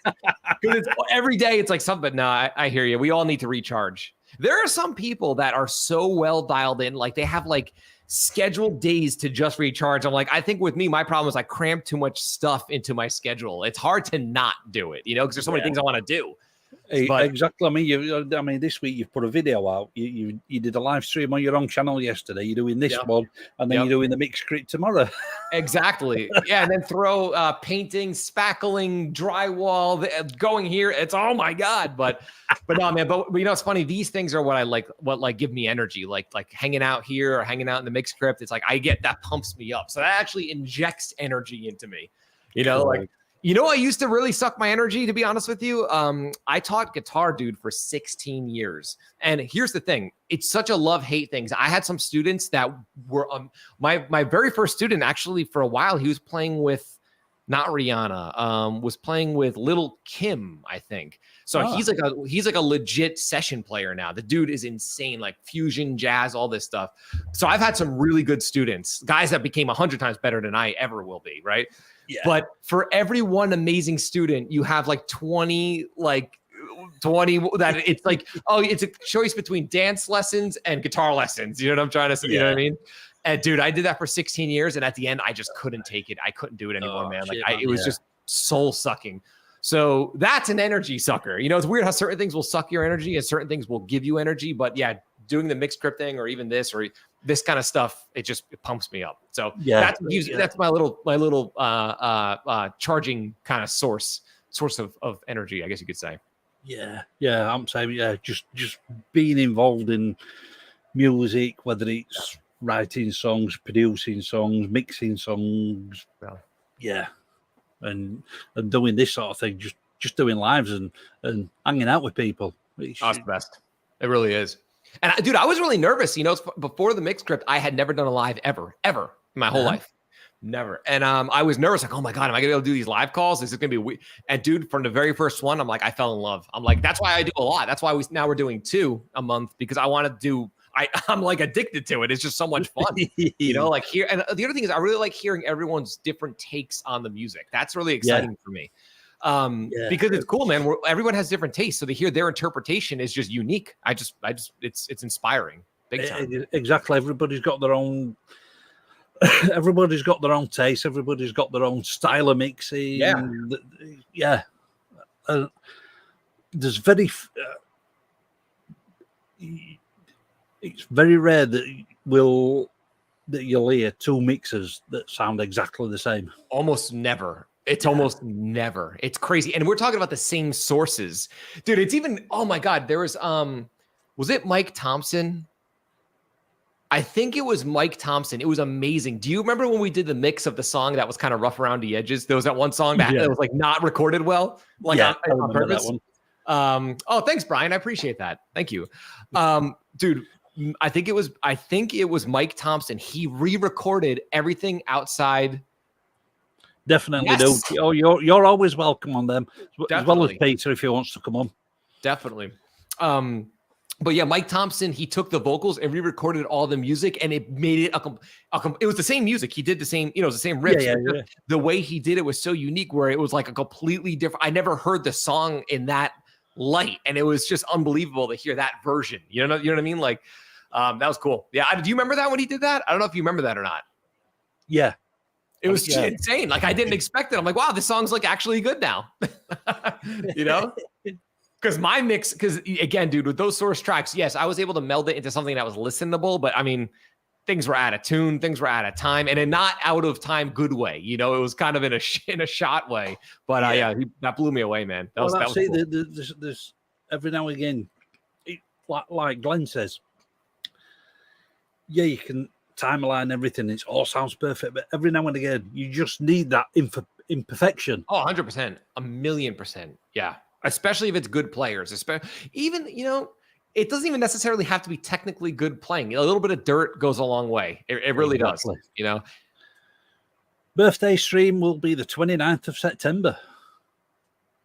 So get it in your calendar. Yeah, well, that's right. It'll be here before you know it, in about a month. Tell me about it.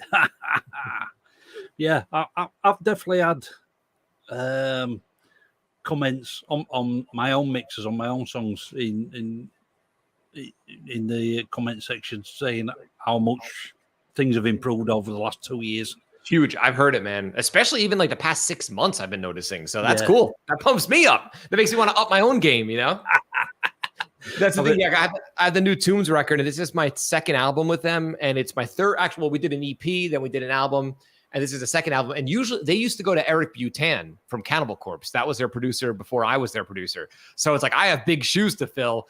And like even myself, it's like I'm pushing myself each record. So I want this next record to destroy the last one. But that's what I love about production, or even anything in the arts, is like you're constantly learning and constantly progressing. You never stop. Yeah. I think we die when we stop. You know what I mean? It's kind of like a band that you could tell that they're not pushing anymore. Like with audio production, it's the same exact thing. You're always going to be trying. Exactly. And anything to do with music, whether it's just learning a new riff, dialing in a new tone. Yes. Mixing, production. You never stop learning. Like my saying, one of my sayings is, every day is a school day. I love it, dude. It's true. It's true. You know what else I love doing sometimes is setting setting myself intentional restrictions just to see what I could do with certain limitations, if that makes sense. So I don't know, say there's a band, and instead of having 15 mics on the kit, what happens if I only have 6? You know what I mean? Or like limiting myself, like, okay, this song, I'm only going to allow myself to have 24 tracks. I cannot go beyond. What can I do with 24 tracks? That's similar sort of thing to what I did with not the Boetta song, the pop punk song we did. I said, right, for the vocals, I'm just going to use stock plugins. That's awesome, dude. Love it. I mean, we've all got the fancy overpriced plugins, but now let's just go with the stock plugins for everything. See how it turns out. I thought the vocals on that turned out. Came out great. It sounds just like anything, it sounds like any of the other ones. And that's the thing, man. I think the real power here's the bad thing about the time we live in now. The good thing is you could achieve 100% professional results that people would have spent thousands and thousands of dollars on 20 years ago. The negative is we're bombarded with options. Yeah. So, dude, I feel it myself. I'm like, ooh, do I want to try this? And sometimes I'm like, oh, gotta get out of this zone. Just go with my gut, And I think when you know a handful of plugins really well, even your stock plugins, like for example, you use Studio One, so you probably really know that whatever the stock EQ and compressor that comes with that really well. Yeah. And that's more valuable than having the latest and greatest emulated on a console emulator plugin. If you know what I mean, like because you can get the result that's in your head way faster and way more efficiently because you know them. All right, Peter, catch you later, bud. That's funny, man. I hear it, man. Little kids screaming. Oh God. Yeah. I mean, it's like, how many different EQs do you need? How many different compressors do you need? It's insane, man. Yeah. It's insane. I mean, yeah. I think I've got a few different EQs like we all have, but sometimes you just need a digital EQ. Sometimes, oh no, I want an analog style EQ for this. Yeah. But it's like a digital EQ is a digital EQ, whether it's a waves, exactly, a stock one. There are people that claim it's not, but it is. Yeah, yeah. I know a certain one like that, and yeah, I think you know what I'm talking about. Oh yeah, but that's the thing, man. Like, you know, and here's the other thing I always tell people, right? Everybody's obsessed about the past, and all these amazing records were done in the past. But let's think about what those guys were using back then. They had an SSL, they had a console, and they had a few pieces of outboard gear. They didn't have 2,000 different EQs. They knew the EQ on their console by the back of their hand, and that's how they got good. They weren't like, oh, I'm going to try this EQ. No, I'm going to try this compressor. No, because they only had, if you had what you had to work with what you had, and then you got good with those tools. That's why guys like, you know, Chris Lord Algae, he has those 1170. Yeah, exactly. Lord Algae. Yeah, dude, like he knows that console like that, and it's because he doesn't switch it up. Yes, Martin, okay. So here, it's interesting that you say that because I feel the same way. Yeah.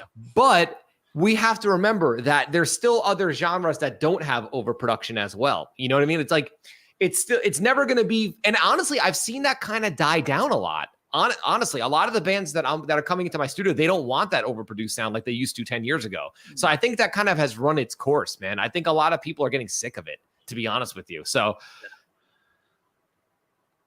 I keep my plugins basic. My IRs, though, the more the better. The good IR makes it break your tone. Yeah, even myself, man, I use like 3 IRs if I'm lucky. You know, like I'm a basic dude, but that's just me. Everyone's different. Yeah, I mean, I've got a lot of IRs, and I'm the same. I stick to when I'm recording my own stuff. When it's a proper song, not here's what this amp sounds like in a mix, because then I'll mainly use the stock ones just to show what the stock IR sound like. No. But and I'm not saying this just because he's on here. I use Bobby's Octo Pack a lot. Awesome. And one of the Glen Fricker ones, the Eagle Has Landed. Nice. And I've used that on one side, and then used one of yours on the other. Oh, that's cool, man. That's how you get that width. I'll tell you what, yeah, just to get that width. And I'll tell you what, they do blend well together. Those two IRs. Yeah, that's awesome, man. I gotta check it out. That's cool to know that I didn't even know he had that Glenn had IR. So I gotta. Yeah, I think he does them through Lancaster Audio. Okay, gotta check. But he has got a few free ones as well. I'm always late to the party, dude. Whatever gear stuff, like I have to hear it from other people. I have no idea what is coming out. Or I'm the worst with gear, dude. The worst. But it's cool to know. I'm saying about it. It's like, but I see all these people. Oh, this amp seems just come out this week, and there's 20 videos out on it already. It's like, why? How can you test an amp sim or MIDI drums or whatever out? Yeah. In that short space of time, you've got to give it a good 2 or 3 weeks to actually test it out and see what it actually sounds like. At least, man. At least for me anyway. You know, I need to hear it in multiple contexts. How does it feel to play through it? What does it sound like when it's mixed with cymbals and drum? You know, like. But yeah, man. Yeah, I've just never been like, no matter what. Like, I just cannot. Like, I'm not a gear guy. It's just how I am. Yeah, same thing with Kemper. Brian uses Kemper a hell of a lot, and he's got some good songs out of that Kemper. Dude, those things are amazing. Stoked to hear you dig them, man. Yeah. Happy to hear that. Awesome. You know what's funny about the Kemper? Dude, John, glad to hear you dig the Octopack. Good stuff. What was I just saying? I was saying something. Guitar tone. Kemper. Yeah. Oh, dude, Kemper. Let me just say this. So there have been a lot of digital heads throughout the years. Like I own the Line 6 Veta, the Meshuggah head that they used to use. And the thing about digital heads is even though when it comes to producing music, amp sims are just as good, in my opinion, as the real thing. But playing live is different. Tube amps feel a certain way, except when I was doing live sound, Kempers, I've done bands where one guy has like a Marshall JCM 800 and another guy will have a Kemper, and I had no idea. They sound that good. If you know how to dial them in live, they sound like a tube amp. And I've never heard a digital head sound that realistic in a live scenario. Yeah. I've never played through one of those. I don't know how it feels as a guitar player, but I know listening as a sound man in a venue, the Kemper sounds like a tube amp, dude. Yeah, I mean, Brian's got that Kemper. I know a lot. Sometimes on his demos, he'll use IRs and go straight into the DAW. Yeah. But he's also got Harley Benton 2B12, and he says it's nice, absolutely fucking awesome through that. That's cool, man. Yeah, so you could treat it just like an amp as well, like a regular amp if you want to. Yeah, because he's got the powered version. That's cool. Yeah, and that's the thing. A lot of the bands that come through, especially the national acts that would come through, where they have it dialed in well, you can't tell the difference. A lot of the local bands, here's what a lot of the local bands do. They download patches from the internet, and then they're playing through a cab with a cab sim on the tone. So it sounds like crap. A lot of people do that. I'm like, dude, you do realize you have a cab sim on. Well, yeah, I'm simulating. Well, like, no, you're plugged into a cab also. So pick one. Either go DI with the cab sim or turn it off and have it go. You know what I mean? Like, and a lot of the local bands I would do. Exactly. Because, me dad, he plays a bit of guitar as well. He's got the head rush, the small one, the gig board. Oh, nice. Nice. And originally, we were playing that through a normal amp, and he got the cab sim on. I said, no, you don't need that cab sim on. But recently, he's bought the head rush, the flat response speaker. Yes. The two. It sounds fucking amazing through that. Does it really? Yeah. I've never heard those in person. I'm curious though. And it's a two. It's only is it a two? It's either a 1B8 or a 2B8 speaker, but it's a 2,000 watt speaker. Oh, because it's supposed to be clean. It's supposed to be. Is it heavy? Does it weigh a lot? It's not that heavy because I mean it's only yay big. Perfect. So, but he's got it up on a PA speaker stand. Oh, cool. Okay, makes sense. Yeah, because that's the thing. If I ever gig again, I'm trying to decide how, dude. Because the days of bringing like a tube head and like a Mesa 4x12, there's no way in hell I'll ever do that again. Like lugging that thing around. So I'm trying to decide if I would go like a small tube combo or I'd go the Kemper route. But we'll see. I'll cross that bridge when I get there. Too many options, dude. Too many options. And that's right. He only bought that speaker just to piss the neighbors off. Lee, I'll be back in 1 second. I'm just gonna run for. I'll be back literally 1 second. Yeah, no worries. Exactly, DW. Yeah, 2B12s are underrated and solid state heads. As you know, I've got a few solid state heads. I've got the Marshall, and my Joyo cabs, Joyo amps.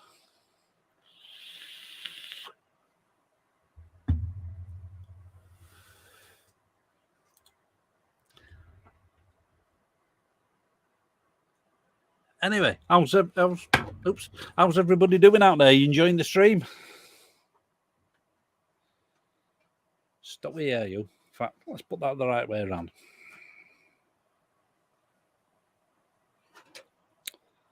Get off. I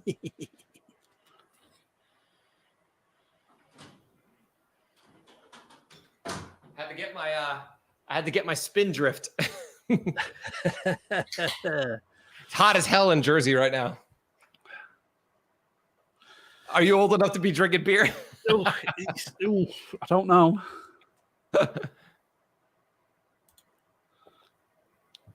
Now, just asking everybody if they're enjoying the stream. Awesome. Yeah. I don't think we'll be on much longer anyway because we've been going an hour and a half now. Already? Wow. Feels like 2 seconds. It's been a blast though, man. Appreciate you having me. Oh man, it's been great to have you on. Yeah. Oh, I think DW's got a question there for you. Let's see. He says, "Oh, and hey Bobby, I saw your video on using a crate combo practice amp tone video, and I was amazed. You should have used the crate heads." Cannibal Corpse tone. Dude, it's so funny, man. I had one of those crate heads, and I actually just recently got rid of it a few years ago. Here's what's odd. I don't know what happened to it. It used to sound like that classic Cannibal Corpse, kind of like that scooped sound, and something must have went in it, and it never sounded right at a certain point, so I just kind of threw it out like an idiot. I should have kept it, though. What was it called? The 120 GH? It didn't have, my head didn't have effects in it. Right, yeah. Does the combo have effects? But yeah, I used to have I had one of those heads, and I've had multiple of the combo amps. The combo amp I actually bought recently as a nostalgia thing because I used to have them when I was a kid. So, and that's the one I did that video on. Classic 90s death metal tone. Eric, you know I've got a Marshall. I've got the MG100. I mean, yeah, it's a solid state amp. I think it still sounds good. Dude, some of those Marshall solid state amps sound killer. Who was I? My neighbor. My neighbor, really cool guy, Chris. He's fixed my old car a million times. But for his birthday, I bought him like a guitar and an amp, and it was like a Marshall like practice amp. Dude, the other day I was playing at his house. I'm like, this thing is killer. I want to buy one for myself. It has that Marshall tone. It has that Marshall grit to it. It's weird. Like, Brian's asking us a question here. I'm a big fan of the Marshall and the Orange sound.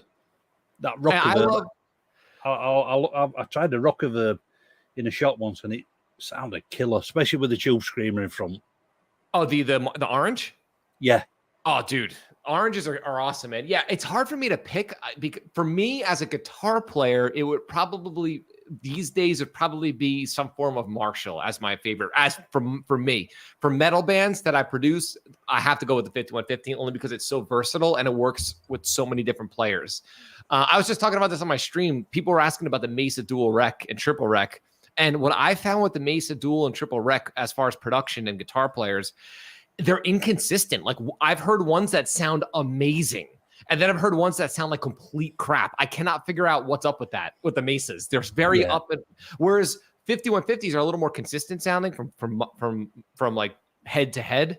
And a lot of the Marshalls I've played through, especially the older 800s, I love the sound of. So, I've not tried a 5150, but I have got a PV head. I've got the Valve King. Oh, nice, dude. That's a classic. I mean, loud as hell, right? Oh, yeah, it is. It's fucking heavy as hell as well. I've heard a few people slag it off, but from the bits and pieces of testing I've done, I fucking love it. I've actually, I've never owned it, but when I used to work at a music store, one of the guys that worked there let me borrow his Valve King. It's called the Valve King, right? Yeah. And I remember gigging with it. He let me borrow it for a gig, and it was insanely loud, dude. Like, earth-shatteringly loud. What's the wattage on that? It's 100 watt.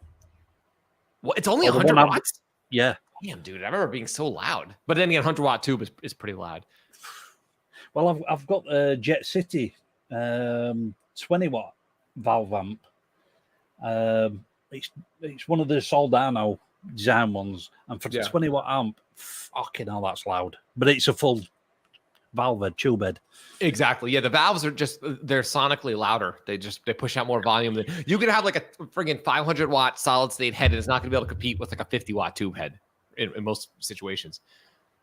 So what does Martin say here? Talking of amps, my worth experience was back in the early 2000s. A venue my band was playing had their own and wouldn't let us use our own. That's all. It's terrible. That's when I realized there's nothing compares to your own. Oh, dude, 100%. I can understand because I've done sound at venues where we have a house kit and house cabs, but house heads, I've never heard of that one. That's interesting because you need your own head for your own tone usually. That's interesting. There you go. One for you there, Bobby. So Deaf World Studios asks, is there a difference when mixing 7 strings or baritone 6-string guitars? Noob question, probably. Honestly, man, depending on who you talk to, you're going to get different answers. I'm going to be honest. I don't know. For me, there's no difference. Even tunings, there's no difference. Let me give you an example. Let's say I'm doing an old school death metal production that's like a little looser, right? So it's a little not as tight as like a gent production. One is in B standard. No, let's say one is in A standard, really low tuning, and the other one is in A standard. So 2 different genres of music, same tuning. They're going to be different EQ. I'm going to EQ them differently as far as how much low frequency I allow, because what I've observed in my experience, the tighter the playing and the production, the more low end you could keep in the guitars because it's not going to muck up the bottom end.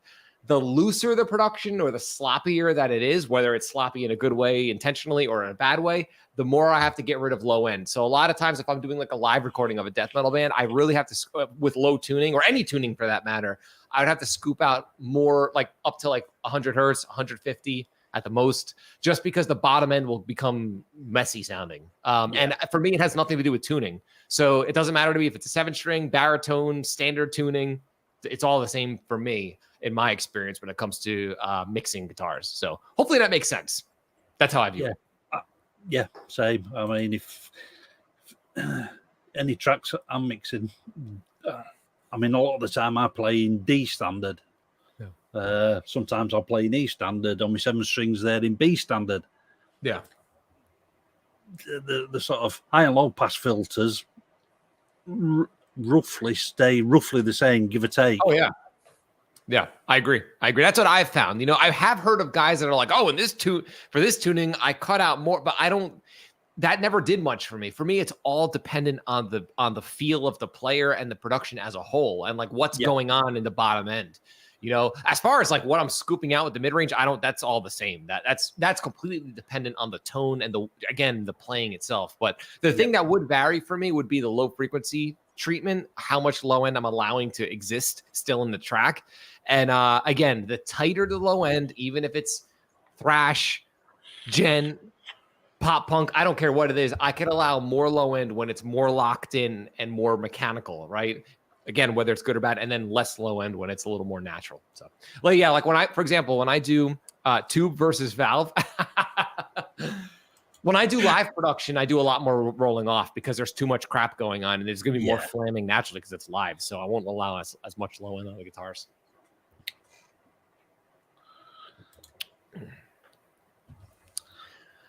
You know what, man? I think he says in December, officials asked Bobby, are you familiar with the Friedman technique and would you use it in a modern mix? Is that with the dual mic?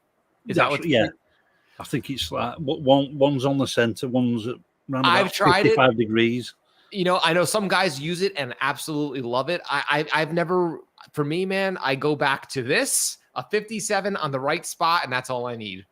Again, once in a while, I'll experiment.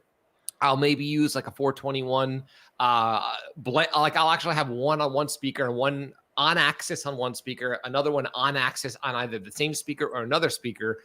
But like, I don't know, man, I always go back to just 157. I just go back to that. A lot of times, to be honest with you, and this is just me, I'll mic a cab with like 2 to 4 different SM57s, right? Yep. And I'll make sure one of them is my main tone. And then what I'll do in the production is after I reamp, I'll use 157 for the left guitar and then another 57 for the right guitar. And what that does, and I'm not blending them. Exactly. I'm not blending the mics. I'm getting a slightly different phase kind of like relationship, just a slightly different color of the same cab in both speakers, but it's the same tone, and that you end up with this natural wide guitar tone because of the variation in subtle variations in phase, and also just the different color between the two different microphone placements. Yeah, but I'm not a big. What's up? Exactly the same with using your cab on or same your thing. IR on one side and blend frickers on the other. Yeah. Same concept. So that's what I've kind of, again, it's my own personal taste. That's what I've landed on. Now, there are guys that do amazing things with multiple mics. But again, there are guys like Andy Sneap that do amazing things. And like Andy Sneap is a one microphone guy. But then I've heard like Friedman, for example, he uses it too. So me personally, I don't really like blending two different mics. It just usually doesn't work for me for some reason. I don't know. It's just the way my ear wants to hear things for some reason. But thank you for the question. Good stuff. Great question. Here you go. Another one for you here. Ooh, what is this? So how about Pro Tools coming down on their price and finally putting in AR? Yeah, wait, they're coming down on their price? I didn't know that. They actually like listened? Dude, if that's the case, I am blown away. It's funny. I did see in my email though that they are finally. I know you're gonna laugh, Lee, because you're a Studio One guy. You've had this for years. Yeah. Pro Tools is now gonna have integrated Melodyne finally. Finally. Yeah. And I'm gonna be honest, I'm kind of happy about that. If Pro Tools can just fix the bugs, like the annoying bugs that come out with every release, and just give me Melodyne integrated, I'm happy. I like maybe implement some more MIDI things that Studio One has and that Cubase has, and I'm a happy camper. Yeah, so we'll see. But I didn't know they came down on their price. That's amazing. If that's what you mean, that's cool, man. I didn't know that. Wow. I've got to admit, the MIDI tools in Studio One are absolutely awesome. Oh yeah, dude. Yeah, I could tell just the tutorials I've watched. They're light years ahead of Pro Tools with MIDI. And same thing with Cubase. Cubase has always been better with MIDI than Pro Tools. The thing that keeps me on Pro Tools, I always tell people this, is that one, I've been using it for how many years now? 16 years. That's a long time. It would take, I would lose way too much money and too much time to switch. But if they keep increasing prices and they keep on with the bugs, the pain of staying is going to be greater than switching, then I'll switch. But right now I'll stay because I just don't have the time and I don't to switch. It's going to be too crazy for me to switch right now, And I do know that Studio One, you can incorporate the keyboard shortcuts from Pro Tools. Yes, I know. And that's the thing. Yeah, obviously they make like all these programs you could use the shortcuts. For me, it's things like my templates. Yeah, like exactly, the way the editing works. I had to be compatible with my team. I had to be compatible with other producers that I work with. Yeah. It's a lot of annoying crap like that. Plus, like, dude, I'm still learning things about Pro Tools, and I've been using it for 16 years. Like certain ways to handle files, like if I'm grouping multiple files and exporting them a certain way.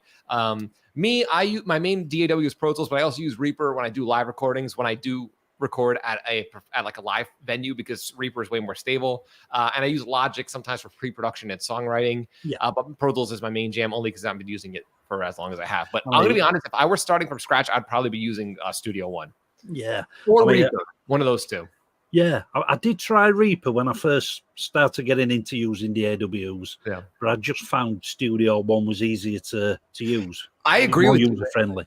I agree with you. I have a Reaper template that I spent like 6 months setting up to be able to use like Pro Tools, but I only really record in it. I don't edit it. I don't do any real like producing in it. But Studio One, when I tried it, for me felt more intuitive, like musical. Yeah. Like, but dude, I think it's like how your mind works. Like there are guys that like swear by Reaper. Like to them, they think in Reaper. I don't. Personally, I don't. To me, it's actually kind of confusing, actually a little. But again, man, they all do the same things. But exactly, it's just a tool. It's just a tool. It's just a tool. It really is. Same thing with video editors as well. You'll have people say, "Oh no, Final Cut Pro. Oh no, Adobe Premiere. Oh no, DaVinci Resolve. Oh no, then we're back to Final Cut Pro." So it's the same thing with video stuff. Exactly. So Martin's got a question for us. Favorite guitar that we own? I guess mine would be this. This is my custom Warmouth that I had built back in 2008 or 2009 is my favorite one. So, and I haven't bought a guitar in years, but I'm aching for like a vintage guitar right now, but this is my favorite one. That's my favorite one. Oh man, I'm jealous of that one. Oh, it's a hardtail. Yeah. Oh, interesting, man. I didn't notice that. That's cool. Yeah, hardtail. It's awesome. I never saw that finish. I never saw that design on a diamond. They do two in that finish, in two different color schemes. There's the green one that I've got, and they do one in a red as well. A new one? No. They both came out in the sort of late 90s, early 2000s. So Washburn can't produce that shape anymore, right? No. Okay. Just making sure. All right, Brian. All right, Brian, thanks for coming, man. Let me know about that podcast. So what? I'm sure there was. Oh yeah. Deathworld's got another question for you. Sure. He says, I want to make an EP based on Sepultura's roots, but more heavier with double bass and blast beats. I just need to know how to record tribal instruments. Any suggestions, Bobby? Well, you're in luck, man, because recording things like any of those tribal instruments or any of those percussive elements, dude, honestly, I've had, in my opinion, if you could record like metal drums and vocals, that stuff is easy. Just stick up any sort of condenser mic in the vicinity of the instrument and you're pretty much good. You're going to have a decent sound because those sounds, here's what's unique about like rock and metal. Like you have to kind of like shape those sounds. You have to spend a lot of time shaping them, whether it's at the source or in the mix. Whereas like tribal instruments, even like, or think about it like this. I always tell people this, when you record a violinist, they sound good there in the room. Like that violin sounds like a violin. So you just have to capture it with a microphone. And the same thing goes with like what you're mentioning. If you're recording live tribal instruments, just mic it in a way where it's at least in the vicinity of the instrument, especially if you're recording multi-track and you're doing each one at a time, and use some form of condenser, I would say. And you don't have to really, because there's no one right or wrong way. It's amazing, man. Like because I'm a metal guy, right? And like once in a blue moon, when I started out, I would get random projects like choir. People would ask me to. I don't do any of this anymore, but like, or like my old boss is an amazing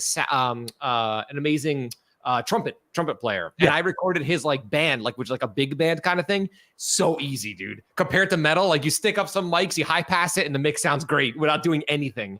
So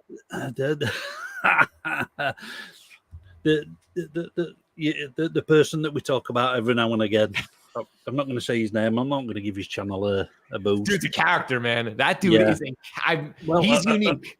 According to him, mixing metal is easy. I don't know what, man, I wish that were true. Mixing metal is probably the most difficult style to mix ever. Like, because it's such, I don't know. I have my theory of that is this. Think about, well, let's take death metal as an example. Put yourself in a room with a death metal band, even a good death metal band. And like, it's kind of like, it's hard to make out what's happening, even live in a room. Like if you're sitting there, then take an indie rock band. No. Let's take a jazz trio, right? In a bar. They sound like a jazz trio. Like you stick up a couple mics, you got it. Take a couple mics and try and record a brutal death metal band in a room. Good luck. Like your ass better be triggering this kick. You better know how to mic toms. You better know how to tune toms. You got to like, it's a different, and I think that's what's exciting about it, to be honest with you. I like that it's challenging, and that I think it kind of forces you to be creative and to become a master chef at the craft. But no, I don't agree. To me, metal is difficult. And I think a lot of people that don't mix metal for real, when they get into it, they realize it's difficult. So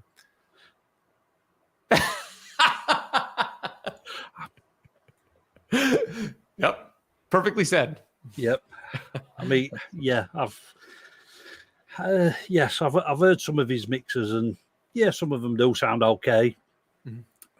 I mean, that comment you put on your video, but anyway, we'll not get into that. But yeah, he's using MIDI drums like a lot of us are using, but he's using the already pre-produced MIDI drums. Oh, okay, yeah. So I'll as you know, I use the Ugraton drums a lot of the time. Yeah.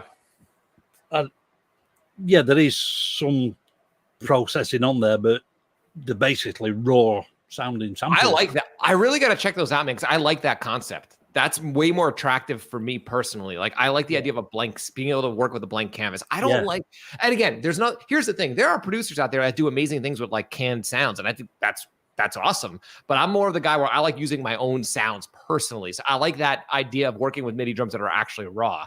But again, different strokes for different folks, you know? Yeah, I think you don't really dig them. I mean, they've got a, I mean, the library is expanded all the time. It seems like it. I'm seeing them, and it seems like they're getting more popular. I'm seeing more and more people using them. Yeah, Ugraton, right? And Ugraton, yeah. Ugraton, I'll send you a link to their website, and they're really cool guys. If Ron and Tony, who were the main two guys behind Ugraton, absolutely cool dudes. Absolutely nice. Cool dudes. I definitely got to check out their stuff. I've just been, again, I'm so lazy with gear, dude. I really got to increase my gear interest, because it'll be good for the channel, but like, I'm terrible. Like when I have something that works, I got to stick with it. But I like the way dude, a lot of your drums sound real to me. And that's what I like. They sound like they don't sound like shotgun blasts. You know, they sound like an actual. See, whether it's drums I'm programming or whether I use pre-made grooves and edit them. Yeah. I make sure that everything's not at full velocity. That's key. I'll get that, everything at different velocities, bring velocities down. Yeah. I've definitely found with certain groove packs from certain companies, everything will not necessarily be at 127, but it'll be well over 100.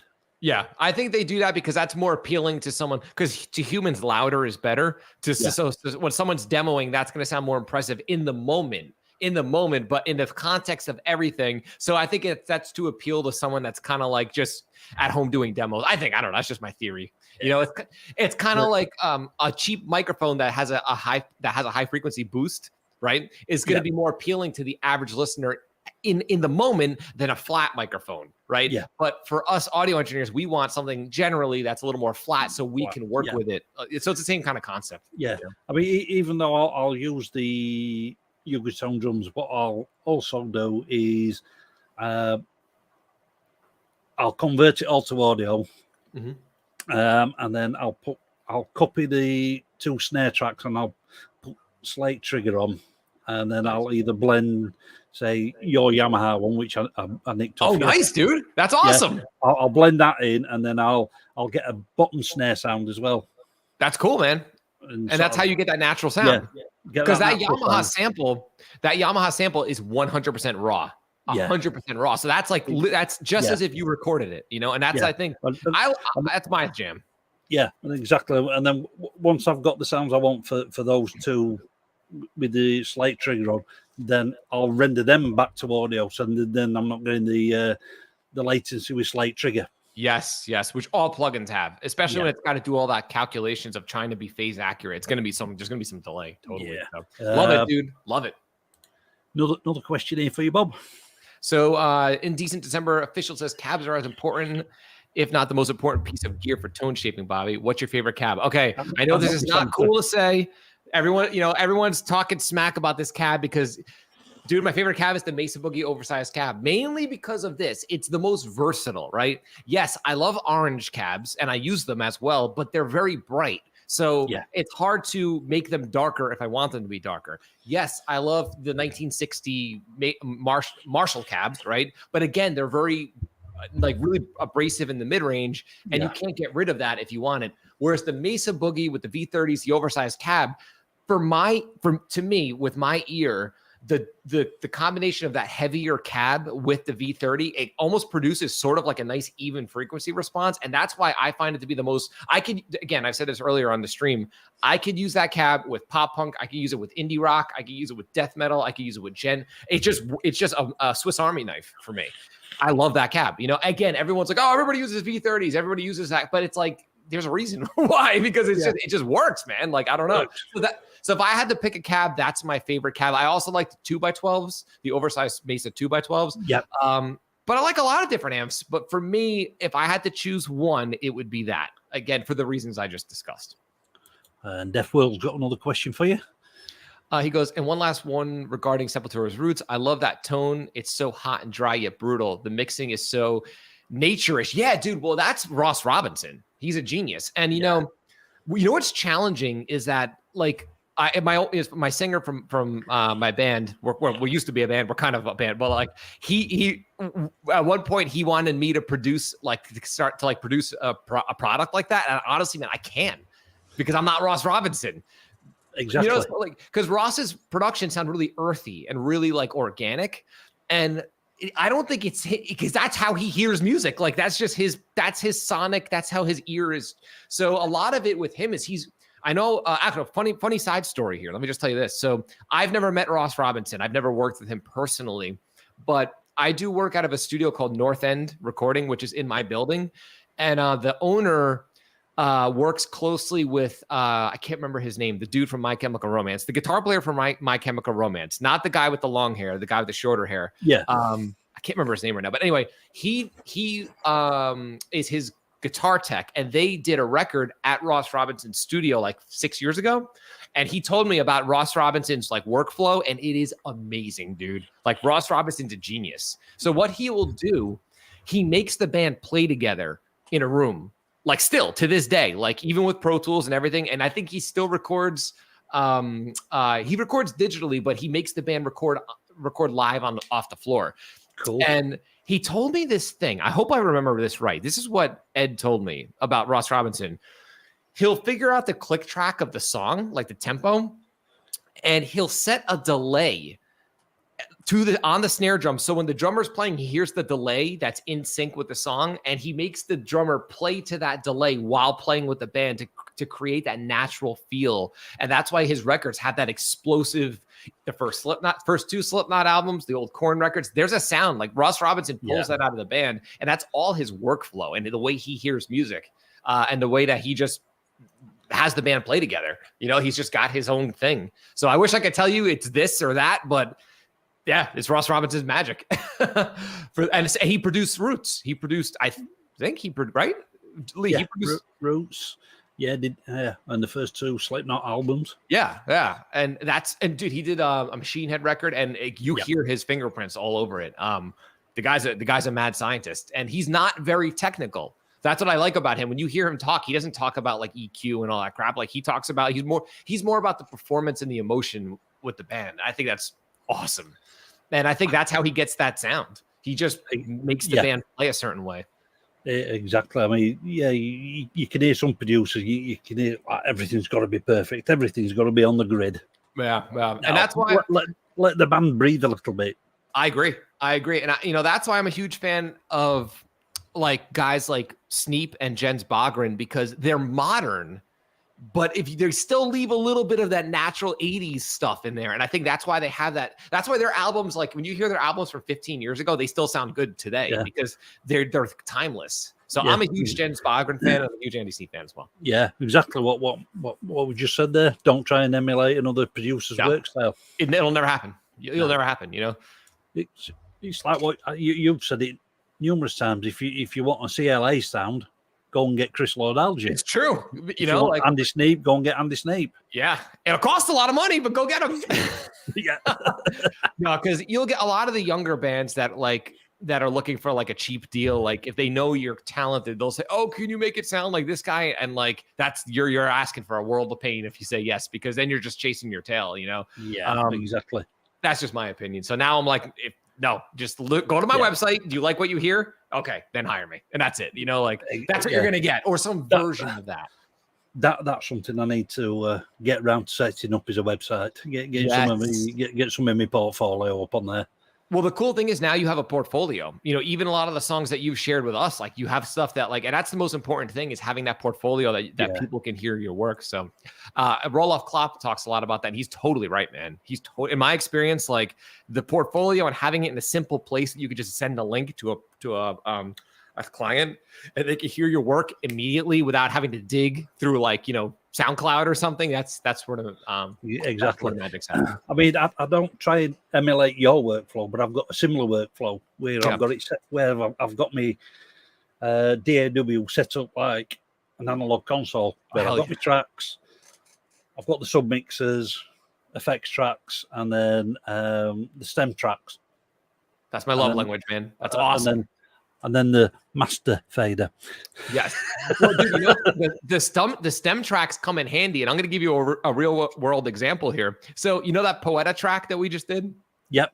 Okay, so I was feeling experimental when I did that mix with those guys, and I wanted to keep it simple, right? And I'm like, I'm not going to do stems on this. I don't think I did stem tracks for that on purpose because I wanted to keep it simple. It's biting me in the ass right now. Because I didn't think they were going to ask for stems, and now they're asking me for stems, and I have to like solo tracks. I have to dig for stuff. Dude, I spent a week just sending them stems, and now the bass player just hit me up. He's like, "Yeah, we need some more background of this, and we need that." It's all my fault, man. If I would have just taken my own advice that I share in all my courses and all of my I wouldn't be doing this now. But because I didn't create stems tracks, I'm now having to go through all this extra work. We're literally right now this week. So yeah, the stem tracks really save a lot of time, man. Yeah. They really do.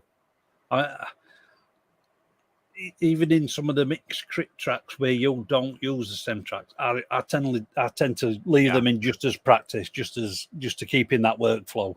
It's better to have them, in my opinion. It's better to have them than to not have them. If I'm working with a client, I'm pretty much from now on always going to use them. I've just been in a very minimalist in the past year. I've really been trying to like go less, but now it's like, maybe I shouldn't have gone that.